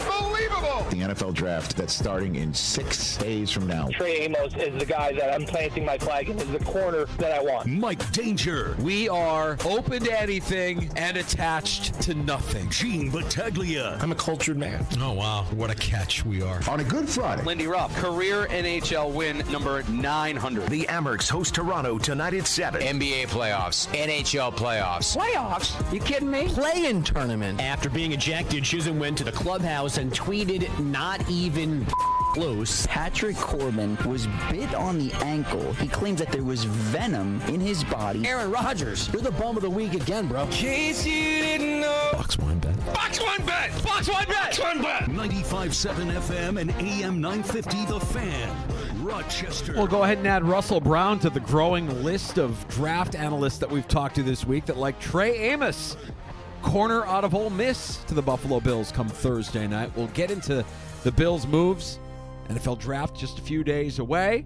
But really, to start happy hour, let's start it on a positive note because we got some great news today from the Buffalo Sabres. 1 day removed from the end of their season, Lindy Ruff getting his 900th career win as they close out the season with the win against Philadelphia. But it's really, for us in Rochester, the news that we've been waiting for. Well, go back 2 years, okay? Because 2 years ago, Ukko-Pekka Luukkonen started in Rochester, was on a great run, gets promoted to Buffalo, was on the Clear Day roster, and the Sabres at the time said, well, he's earned the right as an NHLer. We're not sending him back. Really? Like, name me one professional playoff game he's been in. The answer is 0. Why wouldn't you? Trying to remember. Was he hurt? He wasn't hurt, was he? No. Right. No, that was the year before. He was coming off the hip surgery. That's why he started in Rochester, and they thought they had something. And I thought, oh, gosh, they're going to do this again with Cooley because he's playing up on a line with Tage Thompson, and he's scoring goals and everything else. Yeah, he's still a kid. He's never experienced what it's like to go deep into the playoffs and get him down here. And, yes, this will probably be the last time we have Yuri Kulik. But to get also Rosane back, to get Oslin back, to get Tyson Kozak back, this pleases me, Danger, and I'm going to say this, and you can argue with me. This is, in the recent run here, this is the best roster we have for the postseason, particularly when you look at the back end led by Devin Levi. Yeah, no, I'm not. I don't think there's any debate. I think you're absolutely right. If not this season, then when for the Rochester Americans? Because we've seen deep runs, and I think this year's roster, with the maturity that they have, some of these kids that have been here before that have done this now, Rosane, Kulik, primarily, Devin Levi playing the way he's been playing, consistent all season long, and there's just a little bit of a difference between Mike Leone's style and Seth Appert's style that has me optimistic for what this team, the grittiness of this team, and the I don't know if heaviness is the right phrase, but there's just it's almost like a my puck mentality. Like they get possession, they hold on to it, they fight for it, they're disciplined when they need to be, and they're physical when they need to be. Yeah, you got to feel good about this. This is great news for the Rochester Americans, who, oh, by the way, tonight, Fan Appreciation Night at Blue Cross Arena. Toronto, the opponent tonight. and tomorrow afternoon in Toronto. But the playoffs do get underway a week from tonight. We assume Syracuse, but whoever the opponent is, we know that we'll have the reinforcements that we were hoping for from the Buffalo Sabres who cleaned out their lockers today. So the Stanley Cup playoffs begin this weekend as well. You could say, I don't care. Well, if you're an Amherst fan, you know what? I'm a Montreal Canadian fan here because I don't want reinforcements going to Laval. Stay in that as long as you can. Tampa, Florida, who cares? No. Go Lightning. Win. I don't want reinforcements for Syracuse. Like, it could line up perfectly, Danger. And these guys, it's a lot of the guys who were here last year. And you remember that Amherst team. They came in, and it's a short series, and all of a sudden, bam. You're down 3 goals in an elimination game to Syracuse. They staved that off somehow. Remarkable. Only to lose in Game 5. It was so disappointing. Right. I mean, what you want when you have a run in the AHL is you want that mix of youth but veterans, and you've got a good mix of veterans on this team already, guys that have played a lot of AHL hockey, but you've got youth with NHL experience, Kulich being the primary name that I'm talking about here, spent the majority of the season in Buffalo, played first-line minutes, contributed, sincerely contributed to the success of that first line of Tage Thompson. And so having him back, knowing that he and Roseanne are going to get a run here together one more time with the Rochester Americans, man, that is awesome news. And I'm sure that when we get to Friday night, Blue Cross Arena is going to be electric. Yeah, I love the fact that it opens on Friday. When they're doing the 4-5 thing a few years ago, and they packed it for a Wednesday night. But think how far this franchise has gone. I'm not upset they didn't get the division. And Toronto, the opponent, you know what? You win against Toronto, you don't have to face Toronto, and then what is tomorrow up in Toronto? It's okay, let's look at our watches and get through this and get on to the postseason. So we were joined earlier today by Andrew Mossbrooks. And look, if you're an Amherst fan, we're going to talk a lot of Amherst as we carry the games. We're excited. It is the one team in this town, Danger, that when they get on a roll, it's Rochester. We feel it. We do have a little bit of an identity issue that we love the Major League Sports in Buffalo, and we talk about the Bills, and, the Sabres are ever good again. We would talk about them. But when it comes to Rochester, that's the team that you want to see win a championship. For sure. It's a major league presentation in a minor league town. I mean, they do a great job at the arena, and the team has been fantastic here for the better part of, 7-8 years now? I mean, they've really, really come on strong. Tails, leading into Appert, and now Appert leading into Leone. It's just been a good, consistent team in the AHL, which was a far cry from what they were for probably the 10 years leading up to this most recent run. So excited for that, excited for playoff hockey, excited for the return of Kulich and others, Kozak, Osland. It's going to be a fun playoff run that we hope extends beyond the first round, or actually the second round against Syracuse, assuming that Syracuse is going to be the opponent here, a very familiar opponent for the Rochester Americans. In a perfect world, I envision the depth chart for the Buffalo Bills at corner looking like this. Because I think Dane Jackson, there's got a lot of detractors. I think he's on the roster. Certainly have Christian Benford. I think Tre'Davious White is your fourth corner. I think if you put him in a spot duty, and again, training camp, mini camp, all that stuff to come up could tell us a much different story. I'm not upset about the Buffalo Bills bringing back Tre'Davious White. I'm not upset that, this is Sean McDermott. He always goes back to his comfort zone, kind of like comfort food. I'm bringing back Tre'Davious White. You needed to bring back somebody. I'm not hung up on the 1 year up to 6. Do you really know what it is? I don't. It sounds pretty incentive-laden to me. What would concern Bills fans is this. You get to the end of Friday night, it's like, wait a second, they didn't draft a corner? You're going to rely on whatever you get later in this draft? I would put that as not likely, but it's not off the table, Danger, when you have all their needs on this team: defensive line, wide receiver, safety. How many years did Brandon Beane they need a wide receiver, and you get to Saturday, okay, they didn't take one Thursday or Friday. Trey Amos is the name that we're hearing a lot of this week. Man, I could go back to Monday. Who did we talk to on Monday? I feel like we've talked to at least 3 or 4 different draft analysts this week that have all said, yeah, Trey Amos, that's who we're planting our flag, and that's who we think they're going to take, including Dan Fates, who joined us yesterday. I think he mentioned the Icon is also high on Trey Amos, the corner out of Ole Miss. So we'll see. I mean, some have him higher up on their rankings than others. There's certainly risk involved with Ravel from East Carolina coming off of an ACL. There's red flags with Hairston if you hear that he's not really a good tackle, the corner out of Kentucky, who ran an unbelievable 40 at the combine. So there's plenty of intrigue with the Bills pick at 30. And in case you're planning for Thursday, beyond just visiting Gino and I at Three Heads for the draft, I think the average time for pick 30 in the NFL draft in round one has been around 11:38 or something like that. It's going to be a long night. Caffeinate, folks. Yeah. A little coffee, maybe. If you're joining us at Three Heads, you have a couple cold ones. You enjoy the kind. I mean, it's always a great time for a kind IPA. Maybe you wash it down with a coffee just to be able to keep your eyes open. Yeah, there. Everybody last year wait a second. We waited all that time for that? Yeah, we were all pissed off. Yeah, that was not. And it was a trade with the Chiefs. Yuck. Nobody wants it. And the sad thing is we're going to remember that, and it's going to stick with us for as long as Worthy is with that team. Caveat, if Keon Coleman can make us forget, and the language surrounding Keon Coleman, how at the end of the season, we haven't heard from Sean McDermott, but at the end of the season, how they mentioned Kincaid and how they mentioned Keon Coleman, they want more out of Coleman. There's no doubt entering year two. Yeah. But good conversation with Russell Brown, who does some NFL draft work over at Fantasy Pros and Betting Pros. He's got Amos for the Bills, but wouldn't rule out that if it is indeed, quote, best player available, that at 30, if you stay there, the best player available could be a safety, could be a wide receiver, might not be a defensive lineman. So lot to ponder and a lot to it's mock draft season, and you do your virtual mock drafts like everybody's doing just to see how does this all look. When does because I don't think he's retired yet. When does Jordan Poyer come back?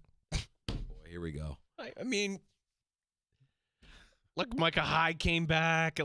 Everybody gets kind of.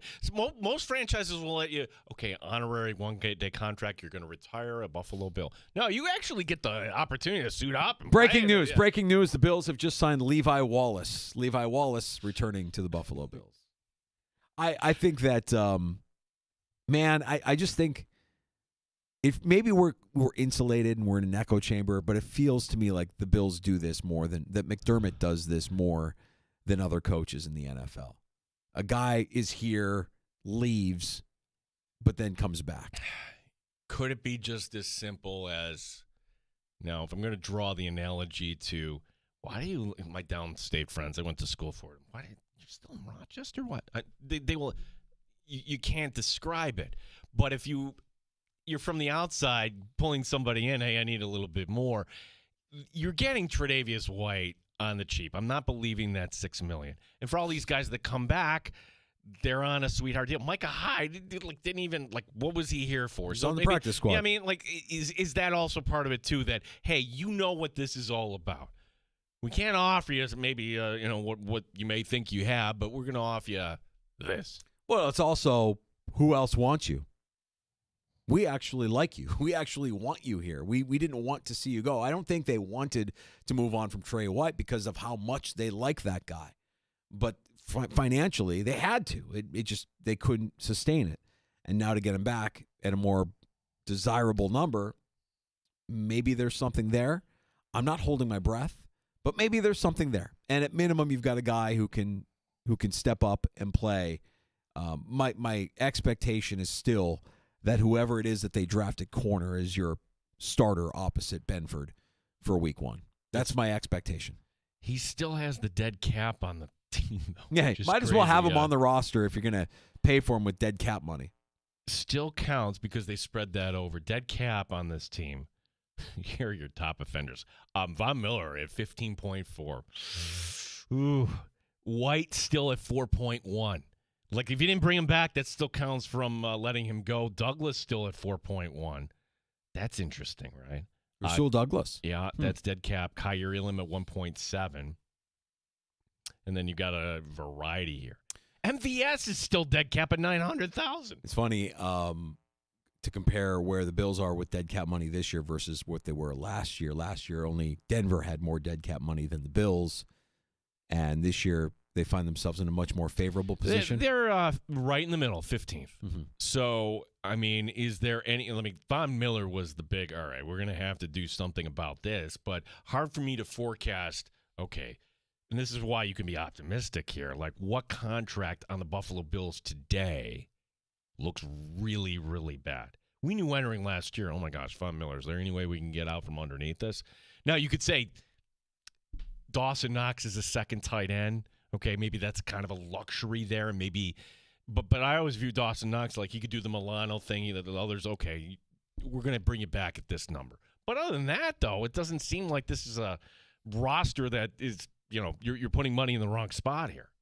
No, it's a well-constructed roster. Just be ready to say bye to James Cook after this year. That's all. Yeah. I mean, that's the reality of how they've structured it. That's why I think you and I differ. If you think that at some point on this draft night that James Cook could be dealt, the more I think about this, that's a foolish team that trades for James Cook. It really is. But guess what? There are a lot of foolish teams here, like Carolina or maybe Dallas or whoever. Like, great, trade for him.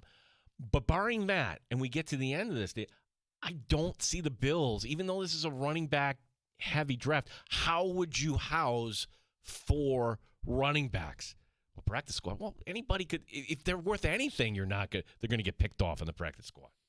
Yeah, I'm just thinking, is there a way that you can get a better back than Frank Gore Jr.? And I think you probably can late in He's on the practice squad. Right. The answer is yes. Yeah. Yes, you can. But Frank Gore Jr., you didn't need running back 4 on this team last year. Everybody stayed healthy. Yeah. That's the problem, right? Yeah. And you're going to need running back 4 this year to step up and potentially be more than running back 4 once Cook leaves. No 7th-round pick. Maybe like you're going to have those undrafted free agents at the end. You got to round it out to 90. There will be some running back that in the final preseason game we'll all fall in love with. It won't be Darrington Evans? It might be. Oh, no. Can't be Darrington Evans. Another one. Been here, left, coming back, been here. Yeah. All right, you know the drill. You know the drill, right, Darrington? Yeah, we know the drill. I just feel like the Bills do it more, and McDermott does it more than any other coach in the NFL. I don't know that you see it happen as often as you see it happen with the Bills in the McDermott era. Tuesday, that's going to be a fun day in the sports bar because we're going to be reacting Brandon Beane and see if he drops see what I'm going to do here, any Easter eggs here from Brandon Beane? I'm going to guess no. Like his end-of-season press conference or when we have him at camp, I think he's going to be guarded, but who knows? Maybe the Bills media can dig something out of him. Josh Allen also speaking on draft week. What's the first question for Josh Allen? How are wedding plans coming, pal? How's your summer been? What's going on? It would seem like that would be an obvious question. However, there's like this unwritten rule when it comes to personal life stuff. If you're not talking about it, we don't ask you about it. But like if you saw Josh, that would like if he came in right now, like you're talking to him off air, be like, how's that going? But he probably doesn't. I mean, can you imagine the security at a wedding like that or something? I would just imagine it being at a remote location where we're just inaccessible, an inaccessible location that would be secret, private, and secure, but like you have no idea where it's going to be. And this is a question I don't know. Maybe somebody could fill me in, like paparazzi-wise.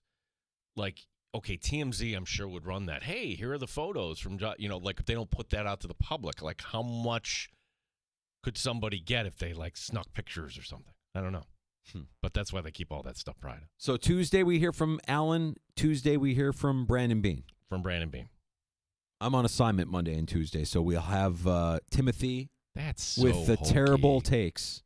Timothy with his terrible takes Monday and Tuesday in my place. He will have terrible takes, I'm sure. As is the case.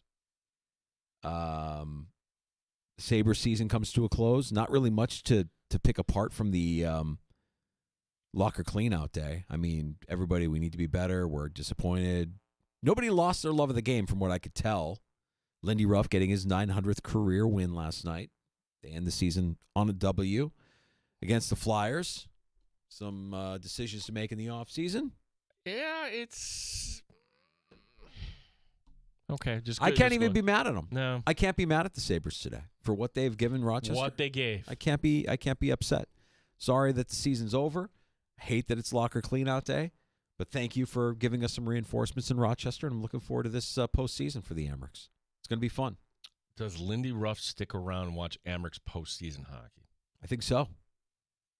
Yeah. We saw him last year. Right. Remember? We ran into him in the elevator as we were going up and down. Oh, there's Lindy. Lindy's here. Cool. Yeah, I think so. Fingers crossed. Deep playoff run for the Amherst. Feels like this could be different than years past, but it is still hockey. And we'll have it for you tonight.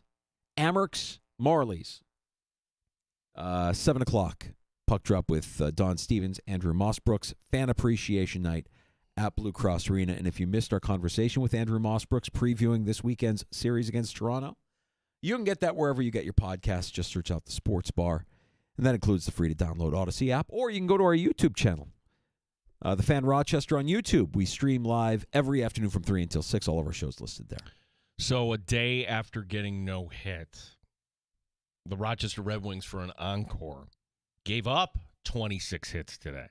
20-7 was the final. It was actually 20-2 going into the bottom of the night, so you had some runs there. A little bit of fire at the end there. Oh, good.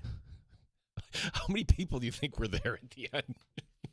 You know that meme of like the stick figure holding a stick, poking it, and saying "Do something." Yeah, that's how I visualize the team right now. Like somebody just poking them with this. Like, come on, guys, do something. Oh, 5 runs, nice. 20 to 7. 20-7. Yeah, 5 runs in the bottom of the ninth. Yeah. All right. Damn shame they couldn't complete the comeback. Let's be honest. Last time you went to a Red Wing game, and I'm going to say, okay, maybe it was last year, who won? I'm guessing you don't remember. Like if I asked that question last time you went to a Bills game, oh, yeah, the Bills beat the Patriots. It was great. Blah, blah, blah, blah. Yeah, that's the secret there. They don't, feed you, have a cold one. That's right. Yeah. Have some fun. It's always a fun night at the ballpark, though. Got good weather today. Not sunny like we had yesterday, but temperature-wise, felt like spring.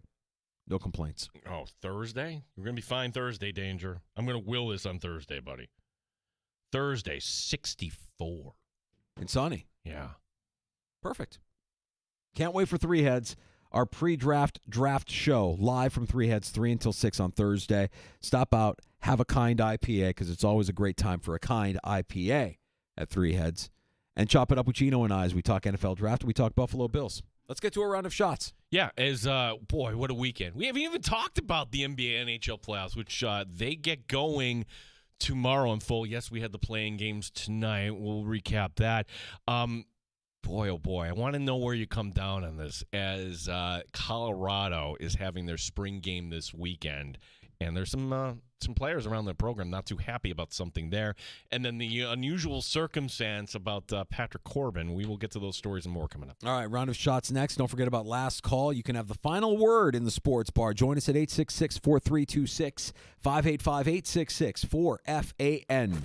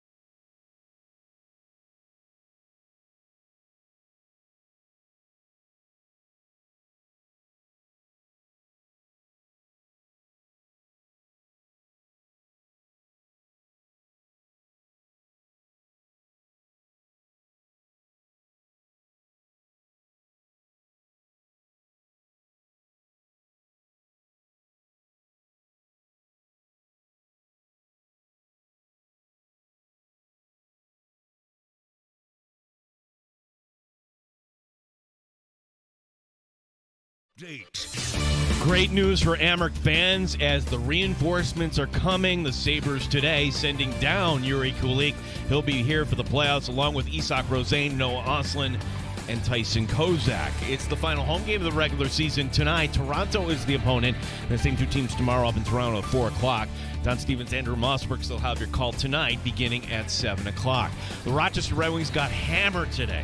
20-2, they were losing in the ninth. The Wings scored 5, but 20-7 ended up being the final. Same two teams tomorrow at Innovative Field. On the Major League scoreboard, the wind was blowing out today at Wrigley Field. Arizona scored 10 runs in the eighth, and they lost. Cubs come back and score 6 in the bottom of that inning, 13-11, the final. St. John Fisher Lacrosse. Tomorrow, the Cardinals hosting Nazareth. Gene Mataglia, the sports leader, the Fan Rochester.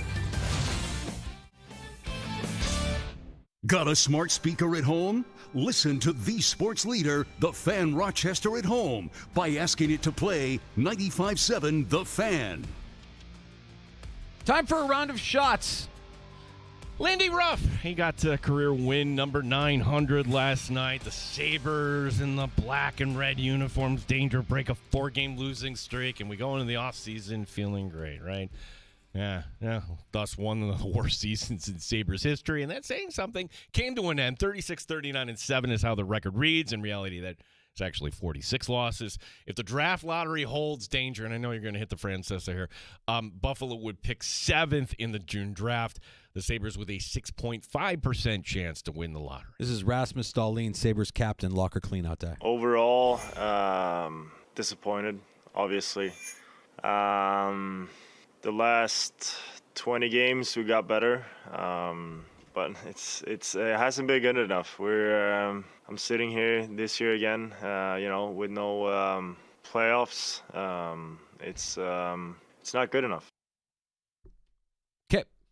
Right. What are they going to say? Like, just groping for words. I'm just glad we haven't reached I've lost the love of the game stage yet with Dahlin.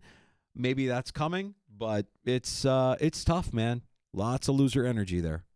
It is such a fun time of year for everyone else, though. No shortage of action. Let's start with the Stanley Cup playoffs, which begin tomorrow night. Winnipeg actually won the President's Trophy for the best record. Saturday, 6 o'clock on TNT gets going against Dallas, followed by Colorado and Dallas. I didn't realize Colorado's been off for a full week, so they have no excuse. Easter Sunday has Jersey, Carolina. The primetime matchup, 7 o'clock, Toronto, Ottawa. Okay, I know what I'm doing. And then late, it's Minnesota and Vegas. That's all on either ESPN or ESPN2. And then 4 games on Monday, including 2 more game ones, Montreal or Washington. And yet again, we're going to have Edmonton and the LA Kings meeting in the first round. Is that like 4 years in a row for the Kings and the Oilers? Yeah. And the Kings can't get over on Edmonton in round 1. I can't wait. Look, I've been a little bit down on the NHL. I guess I'm down because I know how much momentum the sport had during the Four Nations tournament, and it captivated a lot of casual fans. And then even with something monumental like Ovechkin breaking Gretzky's goal record, it feels like it wasn't pushed up to the forefront of the collective sports fans' mind. It's because we move so quick. And when Ovechkin broke it, hey, it was a blessing, I guess. It was Sunday afternoon. It was on TNT. A lot of people, that's really good. And then we're on to the Women's National Championship, and then you have the Men's National Championship, and then it's Masters Week. Right. So, I mean, that's how quickly. It felt like the third biggest story the day that it happened. And that drives me crazy. Like, that's a fact. I mean, and also, too, it's the Washington Capitals. It's not exactly kind of like maybe they go deep. They're the first seed in the Eastern Conference. I would, if anyone is feeling that way, danger, I would just recommend Toronto, Ottawa, because I think that is just going to be a bloodbath, that series. Here's where I'm at. And I know that the intensity in the Stanley Cup playoffs, it is unmatched, unrivaled. It's the best postseason product, I believe, in all of professional sports. But if you want to get more eyeballs, if you want to get more chatter around the sport, I need some violence. Give me some fights. Give me some brawls. I would, and I'm a proponent of this, pull the thing ahead. Like, you are going head-to-head against the NBA. You're going head-to-head.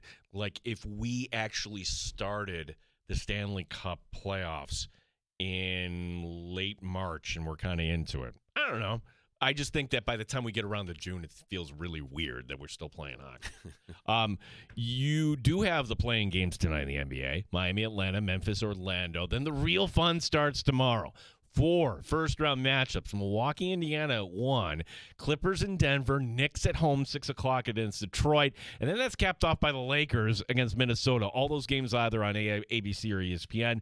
Easter Sunday begins with OKC against either Memphis or Dallas at 1. Boston gets the late afternoon window, 3:30 against Orlando. Cleveland tipping off at 7 against Miami or Atlanta. And then the funny thing is, like, always some team gets buried here on the – it's actually going to be Golden State. Golden State gets the late game Sunday night. They are actually favored against Houston. All right, some of the storylines and angles, I think, going into the NBA postseason, tell me where you come down on this, Gino, is if Milwaukee loses to Indiana in the first round, is Giannis done with the Bucks? No, because they'll have an excuse. We weren't healthy all along, blah, blah, blah. If the Knicks lose to Detroit, is Tibbs out? Possibly. That's not a 0. I think Houston's going to beat Golden State. I agree. Like, no, like, legitimately, like, they won a bunch of games. They finished with the second best record in that conference. So they're good at defending the 3. Yeah. I like Houston. The Masters, geez, we're still talking about the Masters, right? Well, this year, more strict than ever. They do not want any tickets on the secondary market. Front office sports reporting that hundreds were pulled aside by Augusta National reps, questioned about where they got their tickets, and many right on the spot canceled. Really? Turn around. No kidding. Hundreds. That's the thing. If you win the lottery, yeah, you are not allowed to put that up on the market. I get that. Could you imagine having your tickets thinking you're good to go? You walk up and they ask you, where'd you get your ticket? And you tell them truthfully, and then they bounce you and you have to leave? I'd be pissed. What do you mean? My money's good. Well, does this change your thinking? Because we had Brian Koziel on Monday. And I think it was the previous Monday, actually, we asked him this question. Hey, this is, something we all want to do. How do you win the lottery? And he said, well, don't rule out practice run because you're walking the grounds. It's more relaxed. You get a great experience. Okay. And buy one ticket. Okay. I'm not buying one ticket. I'm going to go down by myself. And you said you would buy one ticket, but does this change your mind now? Well, it's funny. I actually brought this up. This was a household conversation around the dinner table. Now, your daughter plays for Mercy on the golf team. She loves golf, too. Yeah, my daughter's a golfer at Mercy. We have a lot of fun. And, secretly in the back of my mind, there's a part of me that would love to take her down to the Masters. And I brought it up, and immediately my wife, what? No, we're not going to spend that money to go down. Are you kidding me? Are you crazy? No, absolutely not. I'm like, don't worry, because it's probably never going to happen. I'm just saying, if it did happen, where I won the lottery, we'd have to go. Danger, like, you need coaching here, buddy. I need coaching. Like that, yeah, that's... really, I need coaching. Yes. That's says the guy who can't bet me a box of wine. I need coaching. But go on. Well, that's my problem. I can't win bets with you, all right?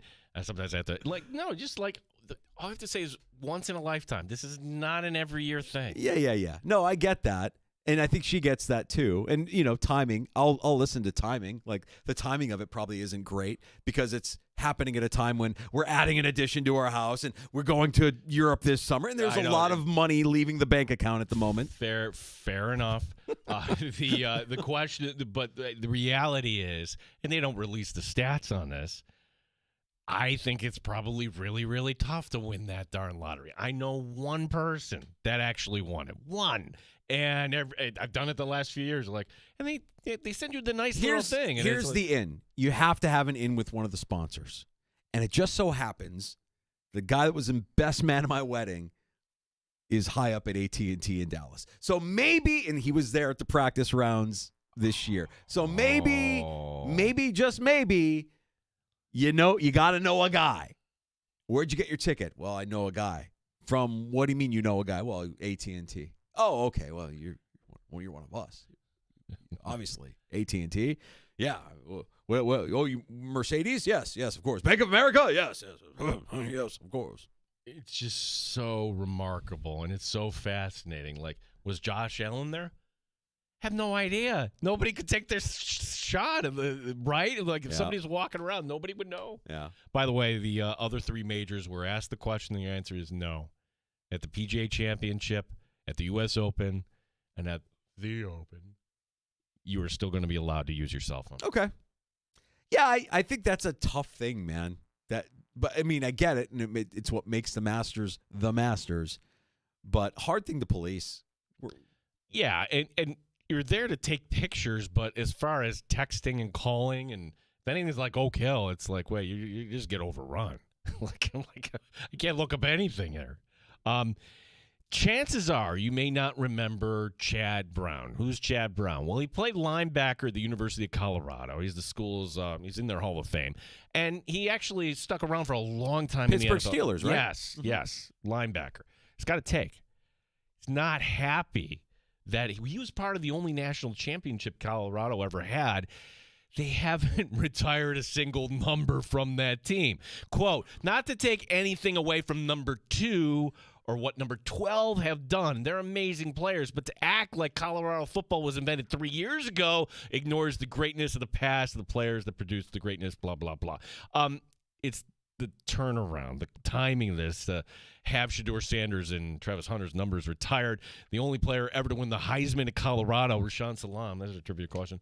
He had to wait 23 years to have his number retired. Well, I get the gripe, but who's it directed at? Is it directed at Deion Sanders? Is it directed at the current administration? Well, I think it's the administration, right? Like, Deion's going to do what Deion does. Yeah. And this is grabbing headlines. So be upset at the coaches that have been there before Deion that didn't make a big enough case for the rich tradition and history of the program that included Chad Brown and that national championship no, what team. the coach has done is done. I think it's the AD. I think it's the opportunity. Like, Colorado football was a nothing. It was a 0. They were 1-11 before Deion showed up.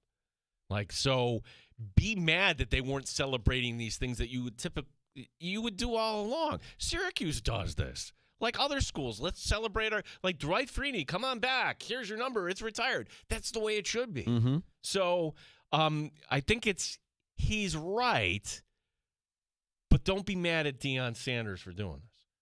No. And by starting by saying not to take away anything from 2 or 12, you're taken away from right. 2 or 12. Now it's become probably the topic out there where tomorrow should be like, wow, we turned around this program, and here's 2 guys that are going to go in the first round. Yay! Except you've got other guys that are like, well, what about us? Yeah. What about us? Yeah, I mean, I don't know. Chad Brown's I would worry about things that are in my control. I mean, he did what he did, and nobody can take that away from him while he was at Colorado. But how the administration runs, it's kind of out of his control. He can be vocal and say what he wants to say, but in saying it, you're going to offend some people, and he did. He did. Well, that's kind of what takes do, Danger. They split an audience. Well, some people are like, yeah, that's right. Yeah. That's right. They shouldn't retire him right away. Good take always splits an audience, Gino. I wouldn't say it's a good take. Damn you for bringing up Rashaan Salam, by the way. Damn you for bringing up Rashaan Salam. He's no longer with us. I know. I don't have fond memories of his time with the Bears. It was rough. It was a rough patch. What draft picks do you have fun? Sorry. No, you're right. Urlacher. Yeah. End of list. It's a team that drafts poorly. Urlacher. End of list. Hey, we'll see. If we'll know about Caleb. We'll know about Caleb early. We get to October. If Caleb isn't doing what you would expect a franchise quarterback to do, if his numbers aren't good, if they're not winning games, we'll know pretty quickly. I'm optimistic. Caleb, he's got it. You can tell. Oh, the arm, the movement, but it's everything looks else. like it. Yeah, it looks like it. Looks like it. We'll see. Texas Rangers pitcher Patrick Corbin. Now, he's still going. By the way, he's from Syracuse. He nearly missed his start last night because of an unusual circumstance. He got bit by a spider, venom. here's what happened. He's not sure when it happened, but the doctor pointed out the bite mark on his ankle, and it got all swollen up. The swelling went down just in time for him to make his start, and he actually picked up the win. I don't know that I've ever.